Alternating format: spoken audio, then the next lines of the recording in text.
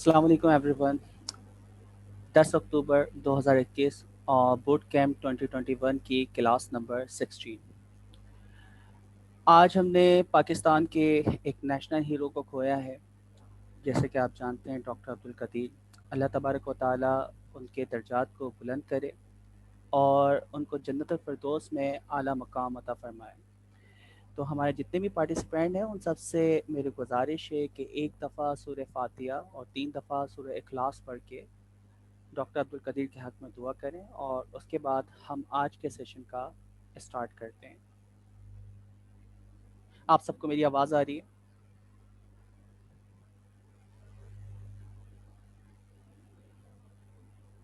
बिलाल, अशर, आप सब मुझे सुन पा रहे हैं?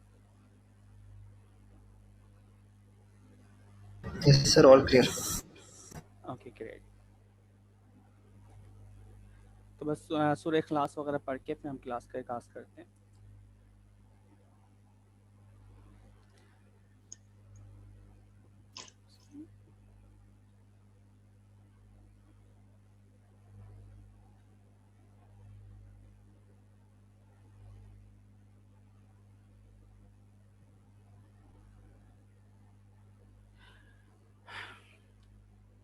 ठीक है, तो आज की जो क्लास की हमारी स्ट्रेटजी है वो बहुत ही यानी इंटरेक्टिव रहने वाली है। आज हम सीखेंगे कि डिज़ाइन थिंकिंग क्या होता है, एपीआई फर्स्ट एपीआई अप्रोच क्या है, एपीआई डिज़ाइन फर्स्ट अप्रोच क्या है, और इसी तरह आपके कोड फर्स्ट अप्रोच वगैरह क्या होती थी, उसमें क्या मसले मसाइल थे, ये किस तरह हमारे रोज़मर्रा की जो हम डेवलपमेंट करते हैं किस तरह इसकी रेजोल्यूशन एपीआई फर्स्ट से रिजॉल्व होती है। तो हम कुछ आर्टिकल्स वगैरह को फॉलो करेंगे, उनको डिस्कस करेंगे, और इसी तरह आपका पोस्टमैन हमारी किस तरह मदद करता है। अच्छा, पोस्टमैन से बहुत सारे फ़ायदे हैं। आप एपीआई बना सकते हैं, मॉक सर्वर बना सकते हैं। ये सारी चीज़ें आज की क्लास में हमें डिस्कस करनी है कि इससे क्या फ़ायदे हैं। आपकी पूरी डॉक्यूमेंटेशन इससे बन जाती है एपीआई की।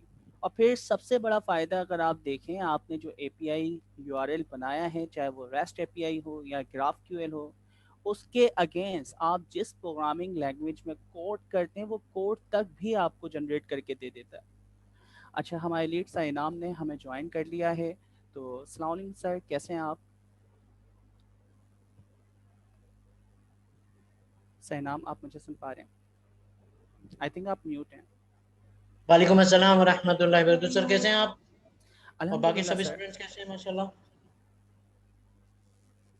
अल्हम्दुलिल्लाह सर, बिल्कुल ठीक ठाक। अल्हम्दुलिल्लाह। ठीक है, शुरू करते हैं फिर सर। जी सर, बिल्कुल इंशाल्लाह हम स्टार्ट करते हैं।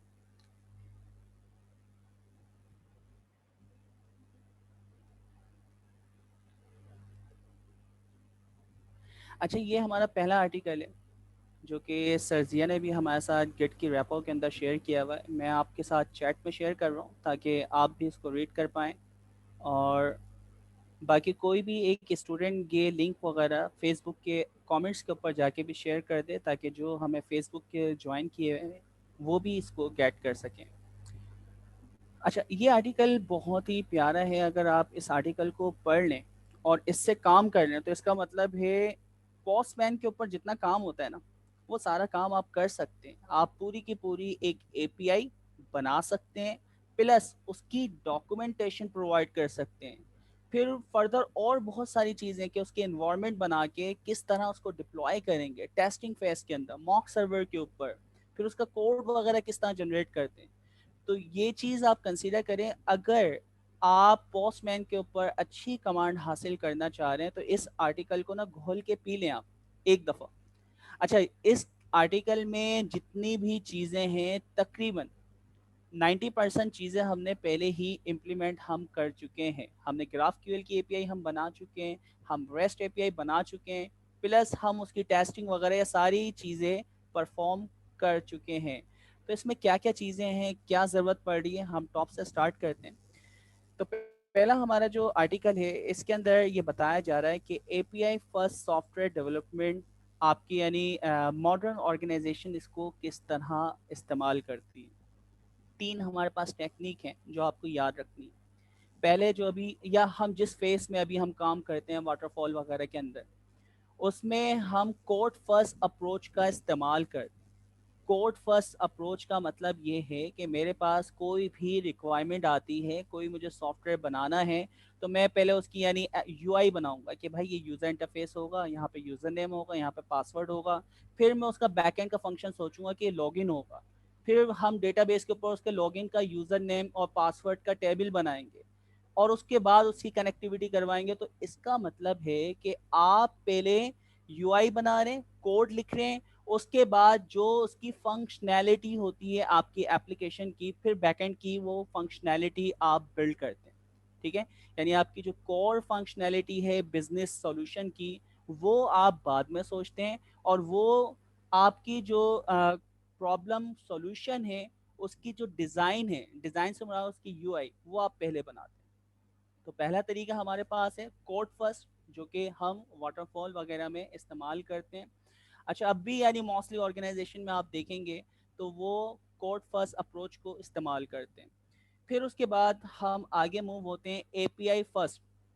एपीआई फर्स्ट ये आपकी एजाइल वगैरह में इस्तेमाल होती है, और ये बड़े मज़ेदार यानी एक चीज़ है, इससे डेवलपमेंट जो होती है वो बहुत फास्ट हो जाती है। इसमें क्या होता है कि आप पूरी की पूरी एपीआई बना लें कि भाई क्या क्या यूज़र नेम लॉगिन होगा, वो लॉगिन होने के बाद यूज़र नेम पासवर्ड उसमें होना चाहिए, उसके बाद उसकी डिटेल शो होगी, वहाँ पे पोस्ट शो होगी, वो लाइक करेगा, ये करेगा, जो भी आपकी कोर फंक्शनैलिटी है या एपीआई के अंदर, वो सारी की सारी जो आपकी एप्लीकेशन में इंट्रक होना है। अच्छा देखिए, कोड फर्स्ट में क्या प्रॉब्लम है। कोड फर्स्ट में प्रॉब्लम ये है कि आप एक प्लेटफॉर्म डिपेंडेंट होके काम करते हैं। लाइक अगर मैं पीएचपी के ऊपर काम कर रहा हूँ तो मैं पहले कोड जो लिखूंगा पीएचपी का बैकएंड लिखूंगा और पीएचपी पे ही काम करूंगा। अच्छा, फिर क्या होता है कि हम कोड यानी प्लेटफॉर्म के ऊपर स्टक हो गए, रुक गए, उसी के अंदर हम सोचेंगे। अब मैं कहता हूँ कि हम मोबाइल एप्लीकेशन बना दो, तो कोड फर्स्ट फिर वही सेम कोडिंग मुझे करना पड़ेगी मोबाइल के लिए।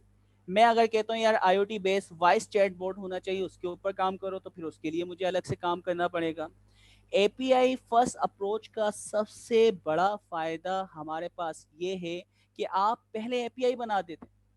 एपीआई का फ़ायदा ये है कि वो किसी भी डिवाइस से कनेक्ट हो सकती है, क्योंकि वो एक स्पेसिफिक इनपुट आपसे डिमांड करती है। आप उस स्पेसिफिक फॉर्मेट में उसको इनपुट दें, उसके अगेंस्ट वो आपको रिस्पॉन्स कर देगी। अब वो जो रिक्वेस्ट आ रही है, चाहे वो मोबाइल से आए, चाहे वो आपके ब्राउज़र से आए, या फिर चैटबॉट से आए, तो एक्स वाई जी जिस फॉर्मेट में भी आप यानी किसी भी डिवाइस से उसको इनपुट दें, रिक्वेस्ट दें, और वो पर्टिकुलर एक यानी आपके फॉर्मेट में आपसे डेटा मांगती है, उस फॉर्मेट में उसके पास डेटा जब जाएगा तो वो आपको रिस्पॉन्स कर देगी।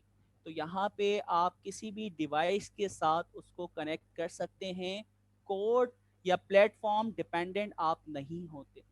ठीक है, तो इसलिए ये कह रहे हैं कि भाई आप कोड फर्स्ट अप्रोच को इस्तेमाल ना करें। अच्छा, कर रहे हैं तो मना नहीं कर रहे, लेकिन आप अपनी ऑर्गेनाइजेशन को यानी फास्टली ग्रोथ करवाना चाह रहे हैं, कॉन्टेनराइजेशन की तरफ आप जाना चाह रहे हैं, डेवऑप्स की तरफ आप जाना चाह रहे हैं, क्लाउड की तरफ आप जाना चाह रहे हैं, एजाइल की तरफ आप जाना चाह रहे हैं, तो ये आपको कह रहे हैं कि आप सोचो, आप पहले एपीआई बनाएं। अगर आपकी एपीआई बन जाती है तो आप उसको किसी भी प्लेटफॉर्म से इंटीग्रेट करवा सकते हैं। तो हमारे पास जो दूसरी अप्रोच है उसका नाम है API first approach, code first approach, और थर्ड है एपीआई डिज़ाइन फर्स्ट अप्रोच। ये समझें एपीआई फर्स्ट अप्रोच का थोड़ा सा एडवांस वेरिएंट है।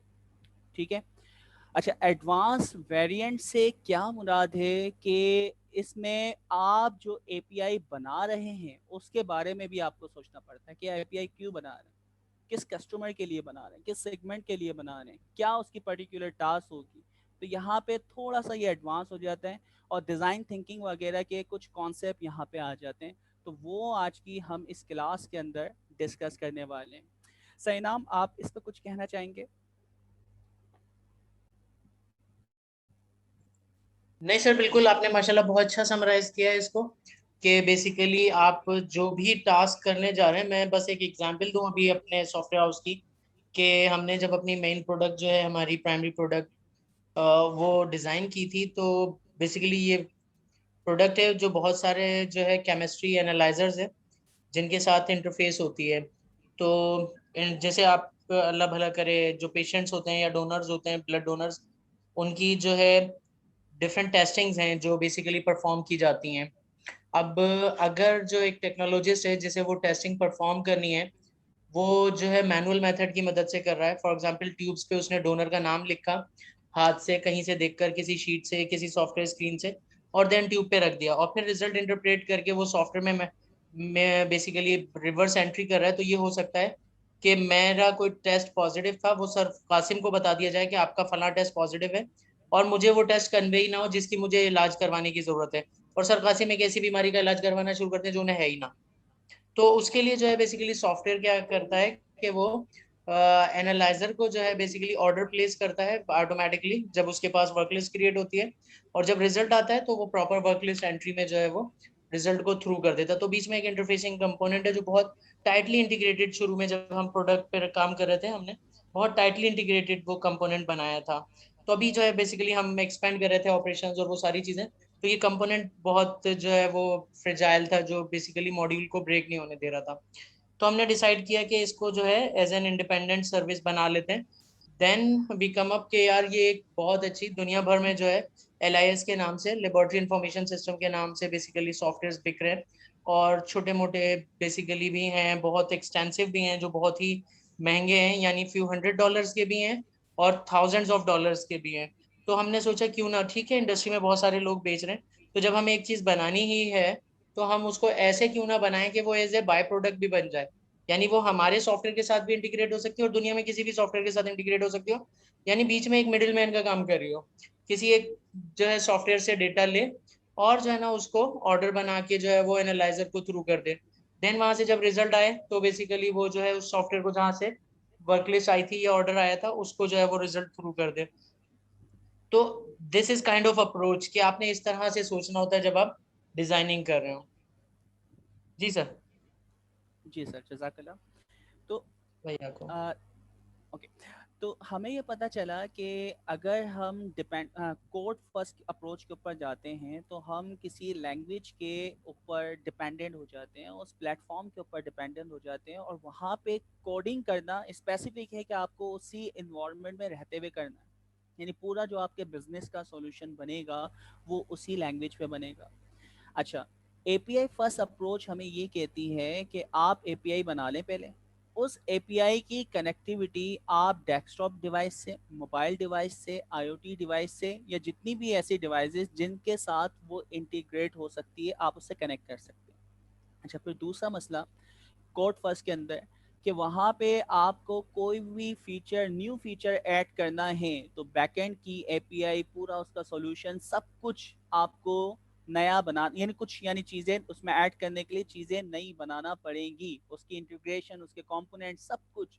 यहाँ पे ये होता है कि आपने एपीआई बना दी, जैसे ग्राफ क्यूएल में हम लोगों ने इस्तेमाल किया था, और कोई नया फीचर कि भाई यहाँ पे उसके कमेंट्स और लाइक और इस तरह की जो लाइव स्ट्रीमिंग है वो भी शो कर दो, तो वो भी आप इंटीग्रेट कर सकते हैं। अच्छा, सिर्फ आप अपनी डेटाबेस के साथ कनेक्ट नहीं हो रहे, आप दूसरी भी जो ओपन सोर्स एपीआईज हैं या जो परचेज एपीआई है, फॉर एग्जांपल मैं कह रहा हूँ कि मैं जो बोलूँ उसको इंग्लिश में कन्वर्ट कर दें, तो ये कन्वर्ट करने के लिए मैं पूरी अपनी एपीआई बनाऊँ, अपना पूरा एक एआई बेस्ड सॉफ्टवेयर बनाऊँ, ये बड़ा मुश्किल तरीन काम है। तो आसान क्या है कि मैं एपीआई परचेज कर लूँगा, किसकी परचेज कर लूँगा? गूगल। तो गूगल की डायलॉग फ्लो एपीआई बहुत अच्छी है और आप उसको बहुत आसानी से अपनी एप्लीकेशन के साथ इंटीग्रेट कर सकते हैं। तो इससे देखिए फ़ायदा क्या हुआ कि आपकी बनाई हुई एपीआई आप भी इस्तेमाल कर सकते हैं, दूसरे भी इस्तेमाल कर सकते हैं, और दूसरों की बनी हुई चीज़ें आप भी इस्तेमाल कर सकते हैं। तो इससे जो इनोवेशन है वो बहुत फास्ट ट्रैक में हो जाती है। इसमें जो न्यू फीचर हम ऐड करना चाह रहे हैं बहुत फास्ट ट्रैक में हम उसको अपडेट कर सकते हैं, ऐड कर सकते हैं। कोई भी चीज़ पहले से बनी हुई है उसमें अपडेशन करनी है तो आपके CI/CD पाइपलाइन या डेवऑप्स के जो कॉन्सेप्ट के अंदर, यानी एपीआई फर्स्ट अगर आप अप्रोच इस्तेमाल कर रहे हैं तो उसकी डेवलपमेंट वगैरह भी बहुत फास्ट हो जाती है। तो ये सब इसके फ़ायदे हैं एपीआई फर्स्ट अप्रोच के। अच्छा, ये अभी तक हमने सिर्फ समरी करी है कि आज की क्लास में हम करने क्या वाले। अब ये किस तरह होगा, एक एक पॉइंट्स के ऊपर हम यानी कोशिश करेंगे कि फोकस करें और ज़्यादा से ज़्यादा जो कंटेंट है वो कवर करें। अच्छा, ये लिंक वगैरह, आर्टिकल वगैरह सरजिया ने भी उनकी ऑफिशियल वेबसाइट यानी वो है रैपो, वहाँ पे शेयर किया हुआ है। तो अगर आप उसको देखना चाह रहे हैं, ऑफिशियल रेपो, ये ऑफिशियल रेपो का लिंक है, ठीक है। यहाँ पे ये सारे के सारे आर्टिकल्स के लिंक्स मौजूद हैं, अदरवाइज मैंने इन्हें एक एक करके ओपन यहाँ पे किया हुआ है। ओके जी, अब देखें हम एपीआई फर्स्ट अप्रोच की तरफ क्यों जाएं, क्यों सिलेक्ट करें। तो इसकी बहुत सारी वजूहात हैं।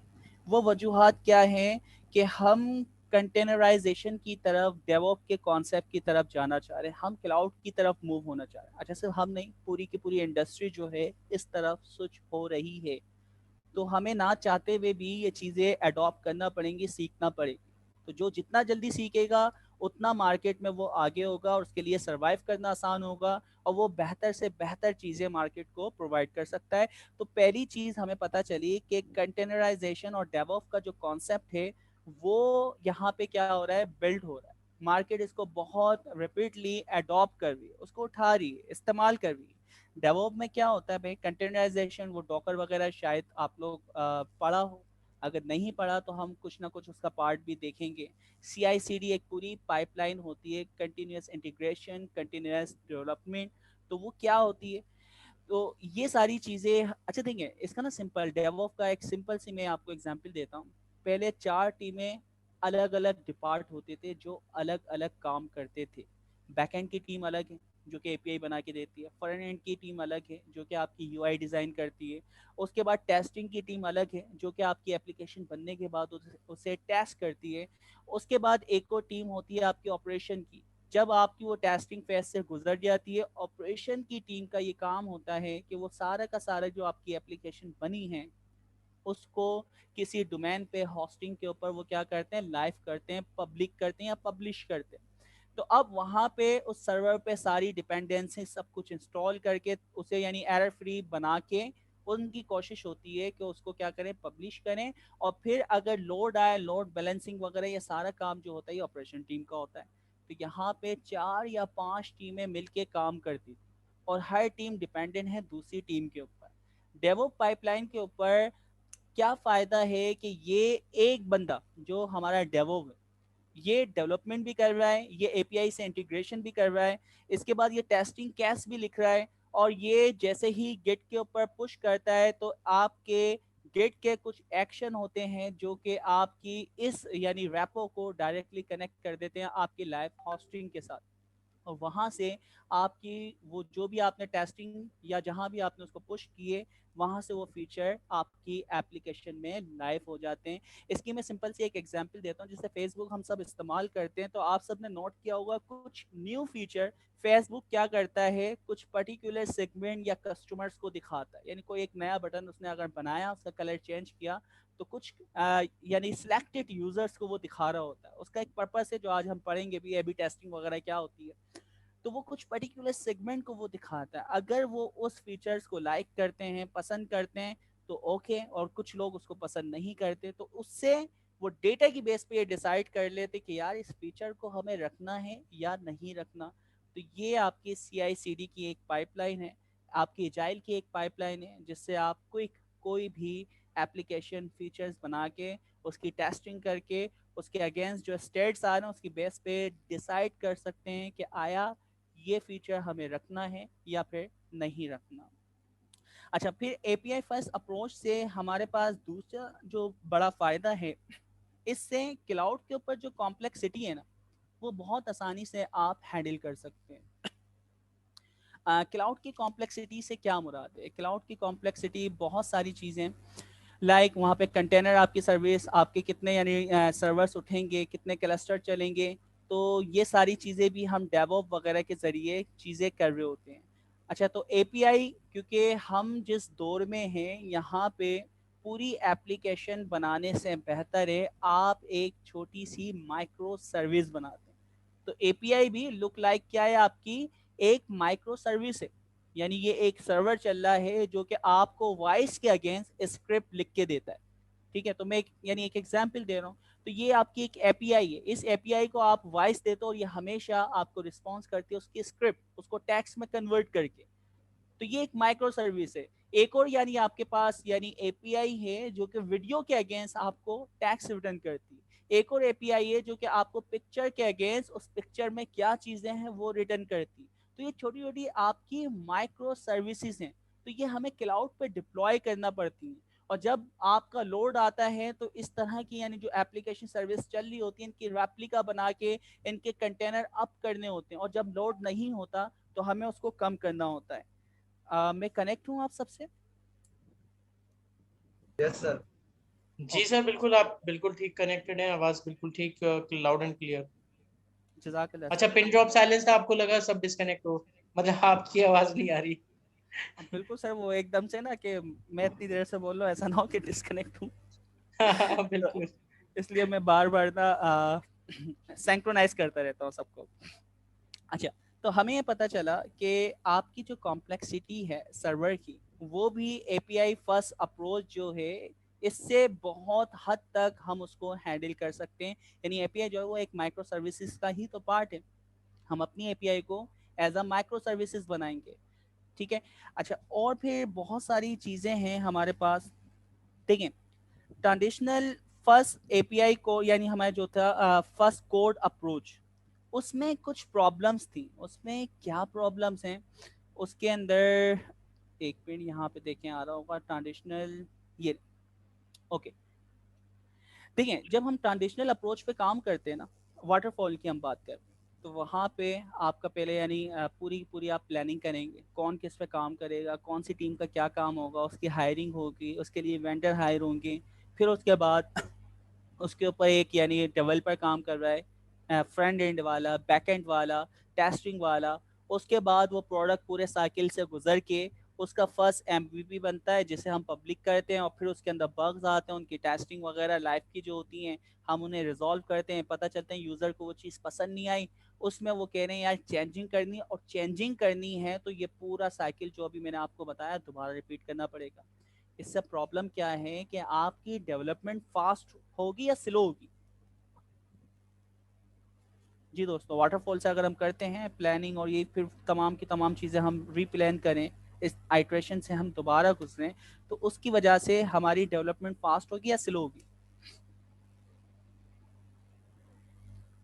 कोई भी जवाब देते। तो होगी सर। स्लो होगी, ठीक है। अच्छा, आप लोग के रिस्पांस देने का पर्पस यही है कि मैं बस टू वे कम्युनिकेशन हमारी चले ताकि इंटरेक्ट होता रहे और सबको लगे। अहमद क्यों स्लो होगी? अहमद क्यों स्लो होगी बताएं। सर स्लो इस वजह से होगी क्योंकि पूरा का पूरा प्रोसेस ऊपर से लेकर नीचे तक दोबारा रिपीट करना पड़ेगा। कब, किस सूरत में रिपीट करना पड़ेगा?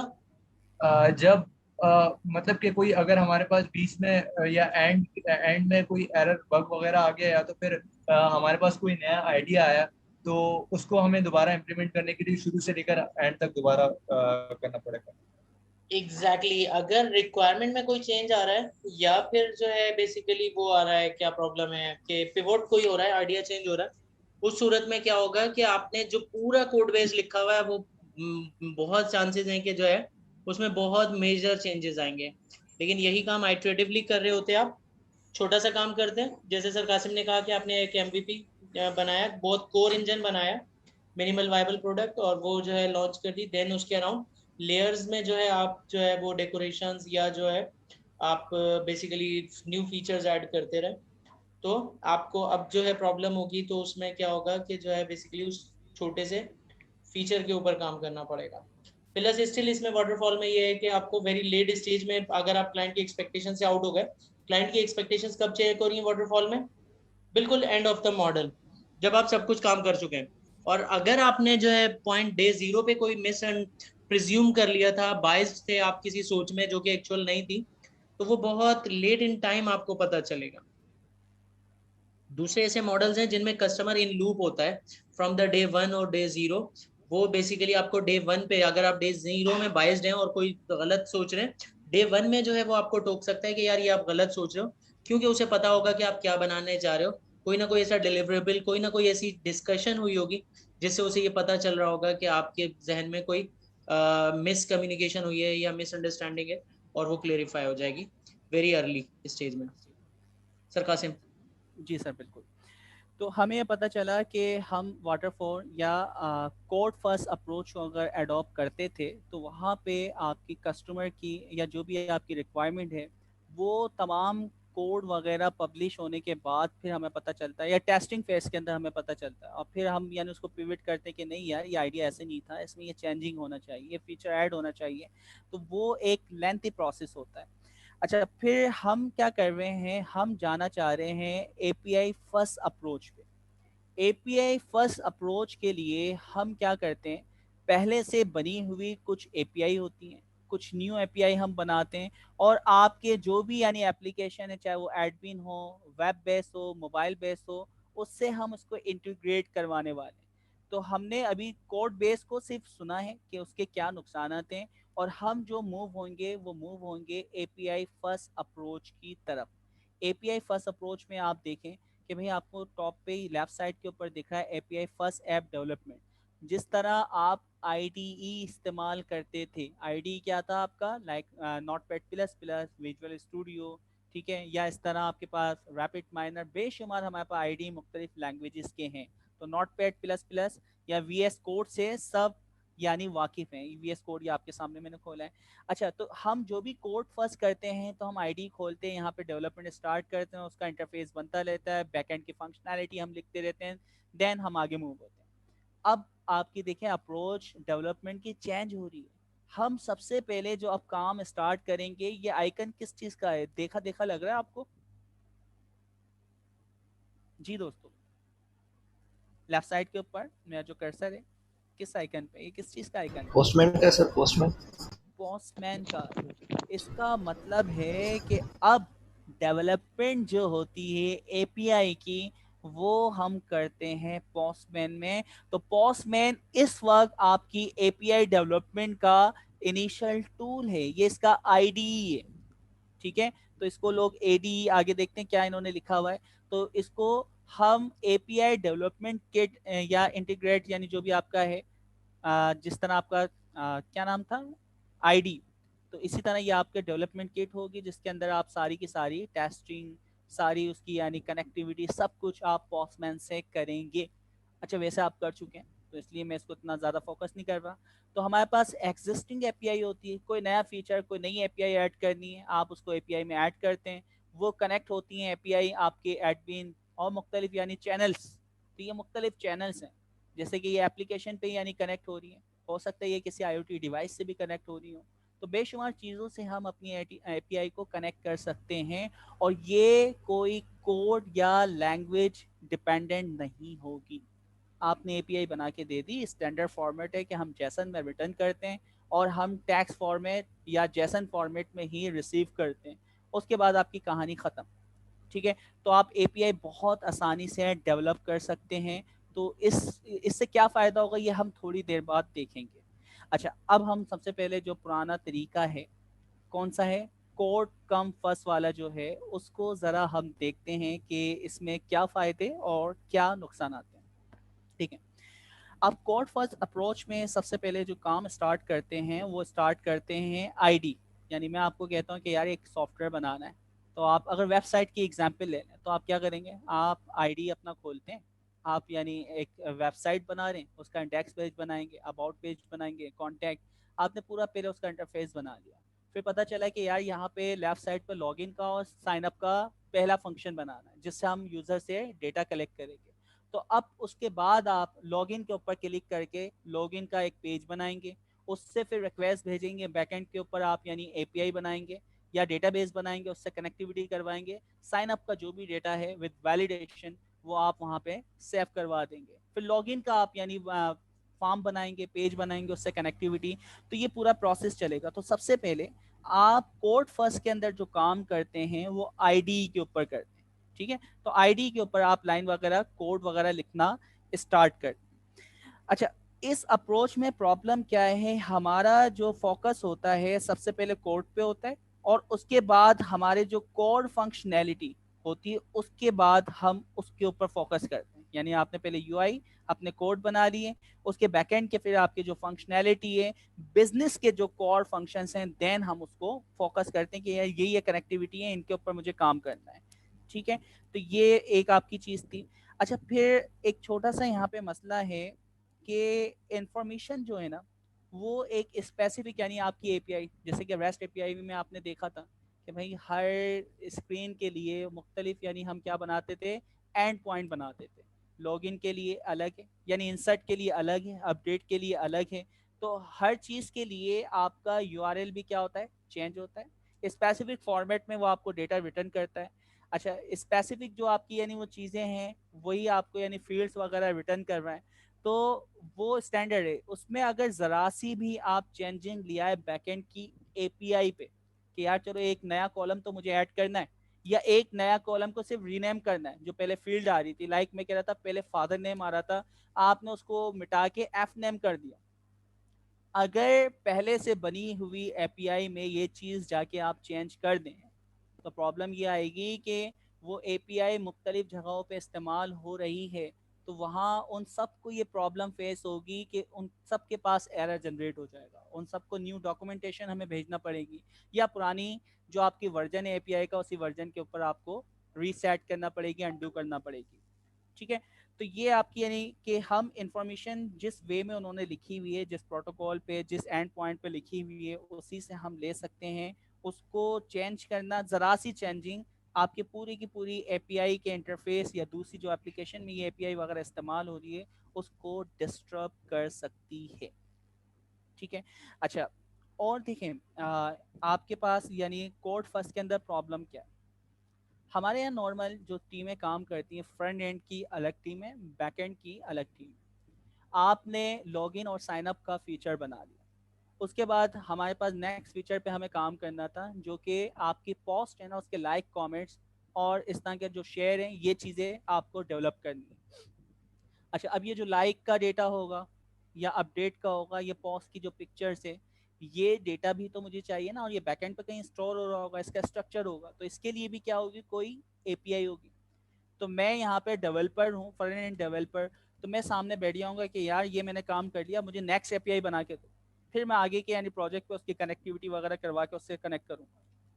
इसका मतलब है डेवलपर आपका इंतजार में होगा, डिपेंडेंट है दूसरी टीम पे। जब वो टीम काम कर लेगी, मुझे एपीआई नहीं बना के देगी, फिर मैं आगे की डेवलपमेंट स्टार्ट करूँगा। ठीक है। सही नाम ऐसा ही है या इसमें कोई चेंजिंग है? नहीं सर, बिल्कुल ठीक है, बिल्कुल कि आपने एपीआई फर्स्ट अप्रोच रखनी है और जो है इसी तरह से आपने फॉलो करना है। ठीक है। अच्छा, फिर देखिए इन सब चीज़ों का जो इम्पैक्ट है ना, आपके प्रोडक्ट के टाइम डिलीवरी पे लाजमी आएगा। क्यों? क्योंकि अब ये जो डेवलपर है बैठा हुआ है, हम इसको कॉस्ट भी पे कर रहे हैं, सारी चीज़ें हो रही हैं, और ये डिपेंडेंट है कि आपका बैकएंड का जो डेवलपर है एपीआई बना के देगा, तो ये आगे काम करना स्टार्ट करेगा। ठीक है। अच्छा, फिर क्या होता है कि आपने वो चीज़ें बनाई, फीचर बनाया, फीचर बनाने के बाद आपके जो स्टैक होल्डर हैं, स्टैक होल्डर आपके बॉस भी हो सकते हैं, स्टैक होल्डर आपके जो कंज्यूमर हैं वो भी हो सकते हैं। तो एंड पॉइंट जो हमारे स्टैक होल्डर हैं उनके पास वो फीचर जाता है, और वो फीचर देखते हैं कि नहीं यार इसमें ये ऑप्शन नहीं, ये ऑप्शन कम कर दो या ये ऑप्शन बढ़ा दो, इसमें तो मैंने इस तरह कहा था। ठीक है। तो अगर रिपीटली थोड़ा सा पिवट भी अगर ऑर्गेनाइजेशन करती है, जो कि करना बड़ा ही मुश्किल तरीन काम होगा। क्यों? क्योंकि आपको दोबारा से उसका कोड, उसकी स्क्रीन, उसके स्ट्रक्चर, वो सारी चीज़ें चेंज करना पड़ेगी, और फिर उसके हिसाब से एपीआई, क्योंकि हम कह रहे हैं कि पहले इंटरफेस के ऊपर हम फोकस करते हैं और उसके बाद हम उसकी एपीआई के ऊपर फोकस करते हैं। मुझे 1 मिनट दिएगा सर, आप इतने थोड़ा सा कंटिन्यू करेंगे?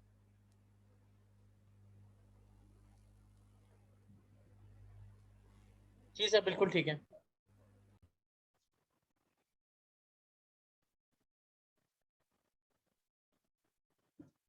अच्छा, जैसे सर कासिम ने बताया बेसिकली कि कोड फर्स्ट अप्रोच के प्रॉब्लम्स क्या हैं, कि अगर मुझे जो है बेसिकली एक टास्क मिला है और मैं फ़ौरन ही जो है कोडिंग स्टार्ट कर दूं, बजाय जो है बेसिकली इसके कि मैं कोई मतलब रिक्वायरमेंट इंजीनियरिंग हो गई, मेरी रिक्वायरमेंट्स वेल डिफाइंड है, लेकिन 1 मिनट।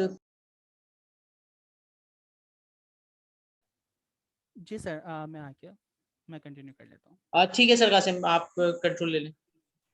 जज़ाकल्लाह सर। ओके। तो हमने यहाँ पे चीज़ देखी कि अगर कोई पिवट आता है, कोई फीडबैक आते हैं और उन फीडबैक के अगेंस्ट हमें काम करना है, डेवलपमेंट में चेंजिंग करनी है, तो फिर ये काम दोबारा से आइटरेटेड प्रोसेस है और पूरा आपका टॉप टू बॉटम हमें गुजरना पड़ेगा। ठीक है, यानी पूरा फिर आप इंटरफेस चेंज करें, फिर उसकी यानी फंक्शनैलिटी जो कही है उसके मुताबिक आप उसकी एपीआई बनवाएं, और उसके बाद फिर उसकी कनेक्टिविटी वगैरह करवाने के बाद आगे आप उसको प्रोसेस करेंगे। तो ये आपकी चीज़ें हैं कोड फर्स्ट अप्रोच के अंदर। ठीक है, तो आप सब इसके ऊपर काम कर चुके हैं, तो यकीनन आपको ये तमाम चीज़ें पता होंगी। अब हम बड़ी यानी जो यानी एपीआई फर्स्ट अप्रोच है उसका हाईली या टॉप व्यू हम देख रहे हैं ना, एब्स्ट्रैक्ट व्यू। ठीक है, यानी हम टॉप से देख रहे हैं, इसकी हायरार्की में हम बॉटम पे घुसेंगे, एक एक चीज़ को हम जाके एक्सप्लोर करने की या डिस्कवर करने की कोशिश करेंगे।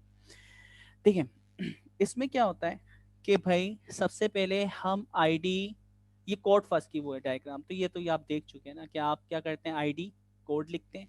कोड लिखने के बाद आपकी जो भी रेपो है डेवलपमेंट जहाँ पे वो पब्लिश हुई है, जहाँ से वो एप्लीकेशन चल रही है, वहाँ पे आप उसको पुश करते हैं। पुश करने के बाद वो डिप्लॉय हो जाती है, ये आपकी सोर्स रेपोजिटरी है।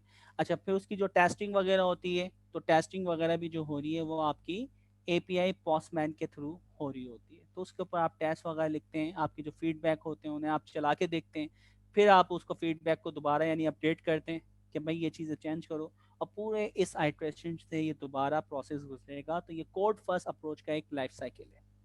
ठीक है, तो इसके ऊपर हम लोग पहले ही काम कर चुके हैं। अब हम मूव हो रहे हैं कि आपकी एपीआई यानी फर्स्ट अप्रोच कब इस्तेमाल होगी, कहाँ इस्तेमाल होगी, इससे क्या फ़ायदे होंगे, ये सारी चीज़ें हम स्टार्ट करने वाले हैं। यहाँ पे पहली चीज़, हमें कोड से स्टार्ट नहीं करना, हमें स्टार्ट करना है एपीआई की डिज़ाइनिंग और एपीआई की प्लानिंग। फिर इस तरह हम मॉक सर्वर वगैरह और टेस्ट सर्वर वगैरह बनाते हैं। ये चंद पॉइंट्स मैं आपको बता रहा हूँ, इन पॉइंट्स को ही हमें इस आर्टिकल के अंदर डिस्कस करना है। ठीक है, आपको कोड नहीं करना। एपीआई फर्स्ट अप्रोच ये कहती है कि आप जो एपीआई बनाने वाले हैं वो क्या क्या होंगे। अब देखें, हम पहले ही सोच लेते हैं ना, एक यानी इसकी डिज़ाइन थिंकिंग की पूरी वर्कशॉप होती है, और पूरे के पूरे यानी पर्सोनास बनाए जाते हैं, फिर हम कोई डिज़ाइन करते हैं। तो एपीआई बनाने का एक तरीका है। तरीका क्या है भाई, हम 10 बंदे जो एक्सपर्ट लोग हैं ना उनको बिठा लिया और डिस्कस करते हैं कि यार हम बैंकिंग सेक्टर के लिए एक सिस्टम बनाना चाह रहे हैं। बैंकिंग हो या एक्सवाइजी जो चीज़ आप यानी जिससे फैमिलियर हैं, आप उसकी एग्जांपल ले सकते हैं। उस टीम के या उस डोमेन के जो एक्सपर्ट लोग हैं उनको हमने बिठा लिया, ये पर्सोनास है। अच्छा, अब हम कहते हैं कि यार आप किस तरह के काम करते हैं, यानी मैं डॉक्टर के लिए अगर कोई एप्लीकेशन बनाना चाह रहा हूँ तो डॉक्टर से हम पूछते हैं कि आप क्या क्या काम करते हैं। वो बता रहे हैं भाई पेशेंट आता है, उसकी हम यानी टेस्ट वगैरह लिख के देते हैं, चीज़ें उनकी रिपोर्ट चेक करते हैं, कौन कब आया था, वो सारी चीज़ें पोर्टफोलियो किस तरह वो चेक करते हैं। तो हम उनकी रिक्वायरमेंट सुन रहे हैं कि भाई कस्टमर आता है, ये प्रोसेस होता है, कस्टमर का नाम, उसकी डिटेल, उसकी हेल्थ की जो भी यानी डिटेल है वो चीज़ें नोट की जाती है, उसको जो दवाइयाँ दी जाती हैं वो नोट की जाती हैं, कब कब हमारे पास वो आया है।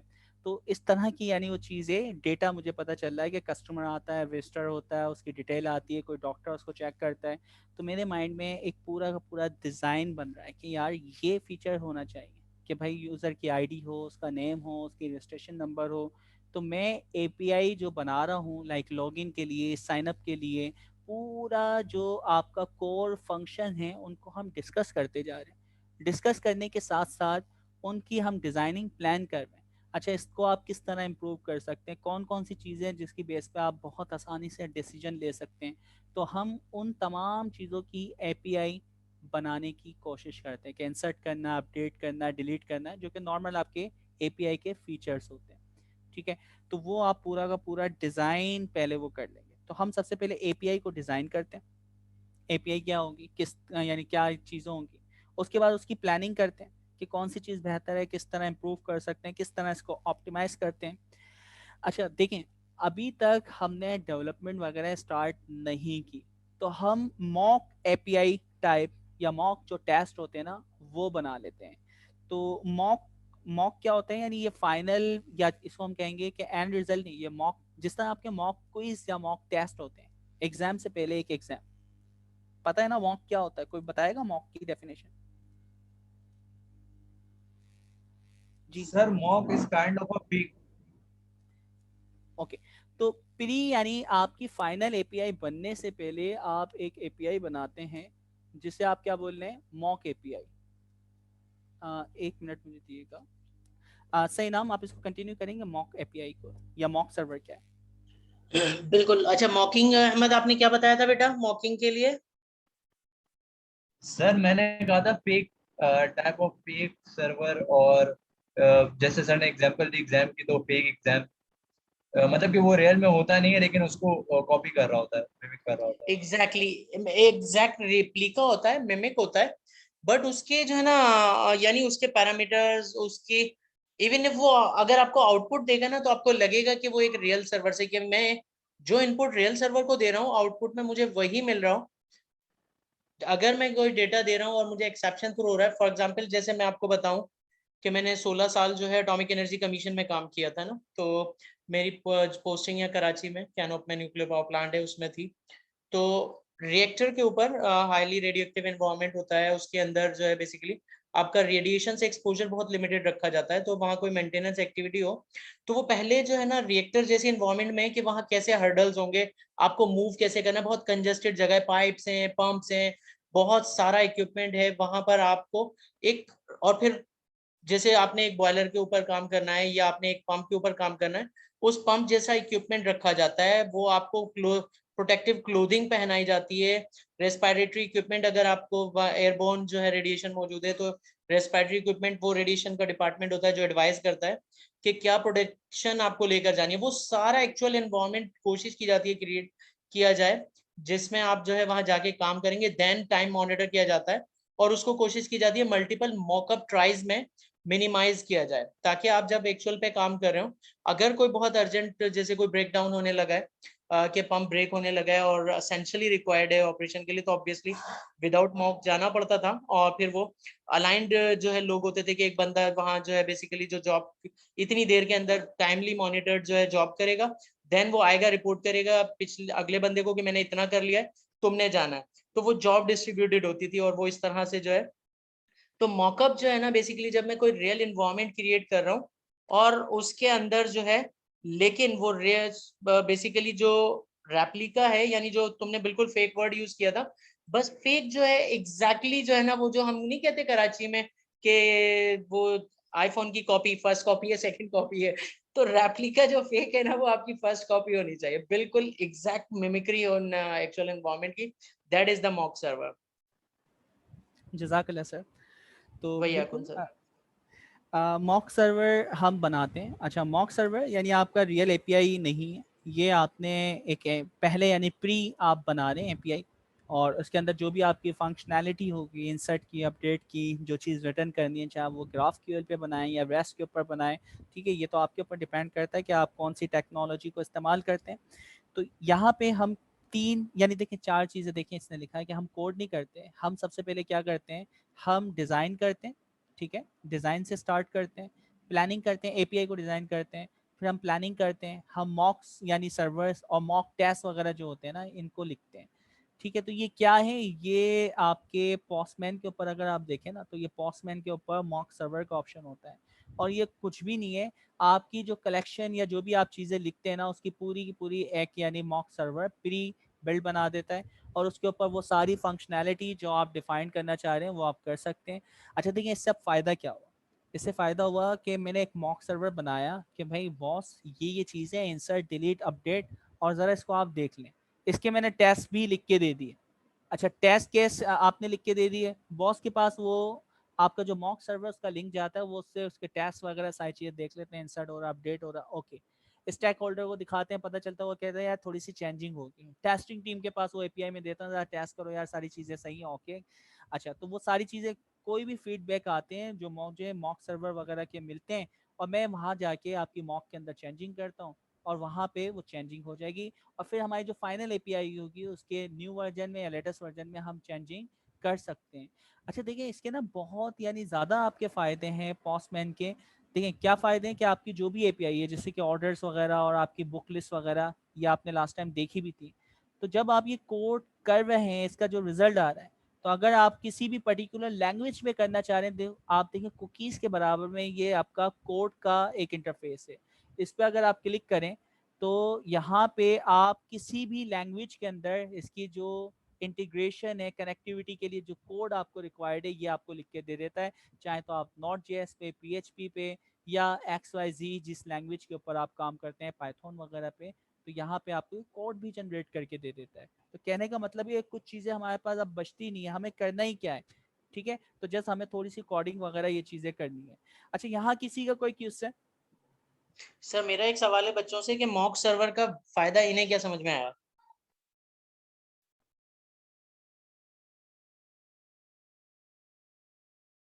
अहमद। सर आपकी आवाज शायद चली गई थी मेरे पास, आप बेटा दोबारा मेरा ये पूछ सवाल सकते था, सबसे ओपन क्वेश्चन था कि बेसिकली मॉक सर्वर का फायदा क्या है? हैं? सर मॉक सर्वर का फायदा ये होगा कि हम मॉक सर्वर बना के अपनी यूआई की टीम है, जो जो दूसरी टीम है जिनको उससे रिलेटेड काम करना है, एपीआई से रिलेटेड, तो वो दे देंगे, तो वो काम करना अपना स्टार्ट कर सकते हैं। और साथ में फिर हम इस मतलब कि जो रियल जो हमें डेवलपमेंट करनी है एपीआई की, वो भी कर सकते हैं। और उसमें क्या नाम है, आइडियाज वगैरह भी आते रहेंगे, तो वो ऐड भी वो हो सकेगा और एडजस्टेबल होगा mock server. Very good, very good. यानी कि जो है बेसिकली दोनों टीमें इन पैरेलल काम कर लेंगी, लेकिन एक थोड़ा सा आपका बहुत थोड़ा सा बर्डन बढ़ेगा कि जब जब जो है आपका कोई पिवट आता है या जो है बेसिकली कोई चेंज आता है, तो आपको अपनी मेन एपीआई में भी चेंज करना है और मीनवाइल मॉक में पहले कर देंगे। तो जो आपकी क्लाइंट साइड टीम है, जो बेसिकली हो सकता है कि जो है वो मोबाइल्स पर हो सकता है वो कोई दूसरी ऐप हो, थर्ड पार्टी ऐप हो सकता है वो वेब यूआई हो, तो वो क्लाइंट्स भी जो है आपकी मैक जो है यूआई एपीआई से जो है वो मॉक सर्वर से इंटीग्रेशन कर रहे होंगे। मीनवाइल आप अपनी मेन एपीआई क्रिएट कर लेंगे और देन जो है ना क्लाइंट्स को जो है वो, अच्छा मॉक सर्वर जो है बेसिकली ये एक तरह का जो है आपका पैरेलल यूआरएल होगा, ऐसा नहीं होगा। अच्छा दो चीजें हो सकती हैं, हाँ। एक तो ये कि जो है जो पोस्टमैन मॉक सर्वर क्रिएट कर रहा है ये लोकली क्रिएट कर रहा है, तो और जो है बेसिकली कि आपकी जो एपीआईज हैं वो सर्वर पे जाए बगैर जो है बेसिकली यहीं से आपको एक वेल नोन जेसन जो है वो रिटर्न हो जाए एक मखसूस उसके अगेंस्ट में। और दूसरा जो है एक अप्रोच ये है कि आप जो है बेसिकली उसको प्रोग्रामेटिकली आपने अपने लोड बैलेंसर पे लिखा हुआ है कि जब तक आप यूआई पे काम कर, सॉरी आप एपीआई पे काम कर रहे हैं, मीनवाइल जो ट्रैफिक है वो मॉक एपीआई सर्वर को जो है, यानी एपीआई सर्वर जो है आप वो इन क्लाउड या अपनी इन प्रेमिसेस जो है वो क्रिएट कर दें। तो मॉकिंग जो है दोनों तरीकों से होती है। इसके प्लगइन्स भी मौजूद हैं बहुत सारे, जो क्रोम के एक्सटेंशंस हैं कि मैं वेब एपीआई पे काम, वेब क्लाइंट साइड पे, वेब क्लाइंट पे काम कर रहा हूँ और मॉकिंग को जो है इनेबल कर दूं, तो वो जो है बेसिकली एक्सटेंशंस जो है वो इंटरसेप्टर लगा देते हैं एजेक्सिस के ऊपर, जो एसिंक्रोनस जावा बेसिकली आपकी एक्सएचआर जो एसिंक्रोनस उसके ऊपर या जेसन रिक्वेस्ट उनको इंटरसेप्ट करके मॉकिंग जो है वो क्लाइंट साइड पे करके आपको एक वेल नोन डेटा रिटर्न कर देते हैं, ताकि आप अपनी यूआई अपना क्लाइंट एंड चेक कर लें। और जब आप मुतमईन हो जाते हैं तो वो आप जो है मॉकिंग को डिसेबल कर देते हैं, तो आप रियल सर्वर से कनेक्ट हो जाते हैं। तो मॉकिंग दोनों साइड पे हो सकती है, आपके क्लाइंट एंड के ऊपर भी हो सकती है और ऑन सर्वर साइड भी हो सकती है। सर कासिम जज़ाकल्लाह सर। अच्छा, भाई तो हमें आपको पता चला कि हमारे पास मॉक सर्वर होता है। तरीका हमें पता चला कि हम पहले डिज़ाइन करते हैं, फिर प्लान करते हैं, फिर मॉक और टेस्ट वगैरह हम इसी के ऊपर लिख देते हैं। तो इससे फ़ायदा हमारे यानी 2-3 हो रहे हैं कि आप यानी मॉक सर्वर के ऊपर जब आप काम कर रहे हैं, इंटीग्रेशन, डिप्लॉयमेंट वगैरह कर रहे हैं, तो उस वक़्त आप मॉक सर्वर के ऊपर अपना लोड ट्रांसफ़र कर सकते हैं। या टेस्टिंग पर्पज़ के लिए कि भाई टेस्टिंग पर्पज़ क्या है, बॉसेस, स्टैक होल्डर, उनको मुझे दिखाना है कि ये एपीआई हम बना रहे हैं, इसमें क्या चेंजिंग, अब वो डेटा इंसर्ट भी कर रहे हैं वो चीज़ें, तो हम चाह रहे हैं हमारी रियल डेटाबेस में इंसर्ट ना हो, तो हम मॉक सर्वर से अगेंस्ट जो प्रोसेस करते हैं, रिक्वेस्ट करते हैं, उसके अगेंस्ट हम उसको रिस्पॉन्स वगैरह वहीं से एक उसकी कॉपी सर्वर से भेज रहे होते हैं। तो ये इसका फ़ायदा है। अच्छा, फिर इसके देखें और बहुत सारे फ़ायदे हैं। सबसे पहले आपकी जो आइटरेशन चल रही है ना, कि भाई आपने एक मॉक 2 एपीआई बनाई जो कि आपकी साइन अप करती हैं और लॉगिन करती हैं। आपने अपने बॉसेस को दिखा दिए, देखें भाई ये लॉगिन एनक्रिप्ट वगैरह होके ये रिस्पॉन्स दे रही है, ओके। अच्छा, उसके बाद वो कहते हैं कि एक यानी पॉज का वो बनाते हैं जिसके अंदर कमेंट्स, लाइक, शेयर और वीडियो और इमेज शेयर हो सके। ठीक है, तो आपने क्या किया, सिर्फ इमेज वाला काम करके अपने बॉस को दिखा दिया, बॉस देखे मैंने एक फीचर तो ऐड कर दिया। ठीक है, तो अब वो कहते हैं यार थोड़ी सी इसमें चेंज करो, इसके राउंड कर दो, बॉर्डर कोई एक्स वाई जी उसमें चेंजिंग करते हैं। अच्छा, तो अब हो क्या रहा है कि एंड पॉइंट के ऊपर आप जो यानी इसको एपीआई बना के उनको दे रहे हैं, ठीक है, तो आपके स्टेक होल्डर या आपके जो भी बॉसेस वगैरह हैं वो क्विक आपको फीडबैक दे सकते हैं कि यार ये चेंजिंग करो, इसका रिस्पॉन्स ऐसा होना चाहिए, इसमें ये चेंजिंग होना चाहिए, इसमें ये चीज़ ऐड होना चाहिए। तो वो किसी भी पॉइंट के ऊपर स्टेक होल्डर भी अपनी जो एप्लीकेशन डेवलपमेंट हो रही हो उसके साथ कनेक्ट है, उन्हें पता है कि इस वक्त तक क्या फीचर्स और किन चीज़ों पे काम हो चुका है।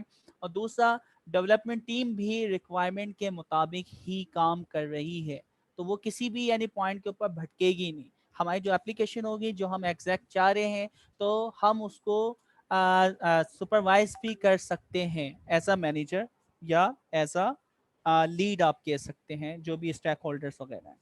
अच्छा, फिर हम थोड़ा सा आगे मूव होते हैं कि फीडबैक के ऊपर हम कोई काम कर सकते हैं। अच्छा, और हमें क्या फ़ायदा है कि एपीआई फर्स्ट अप्रोच आप उस पूरी डॉक्यूमेंटेशन बना सकते हैं। मॉक सर्वर की जो एपीआई है आप दिखा सकते हैं और ये एक्सेसिबल होगी। किसके लिए एक्सेसिबल होगी? ये एक्सेसिबल हम कर देंगे टेक्निकल एंड नॉन टेक्निकल जो भी लोग हैं उनके लिए। हम इस मॉक एपीआई को, जो रिस्पॉन्स वगैरह रिक्वेस्ट वगैरह आ रही हैं, वो उसको दिखा सकते हैं और वो उसके ऊपर टेस्टिंग वगैरह जो भी करना चाहे वो कर सकता है। ठीक है, क्योंकि अभी हम देखेंगे डॉक्यूमेंटेशन वगैरह इसकी बनती है कि कौन सी यूआरएल में क्या चीज़ है, किससे क्या काम होता है, वो पूरी डॉक्यूमेंटेशन भी आप बना सकते हैं।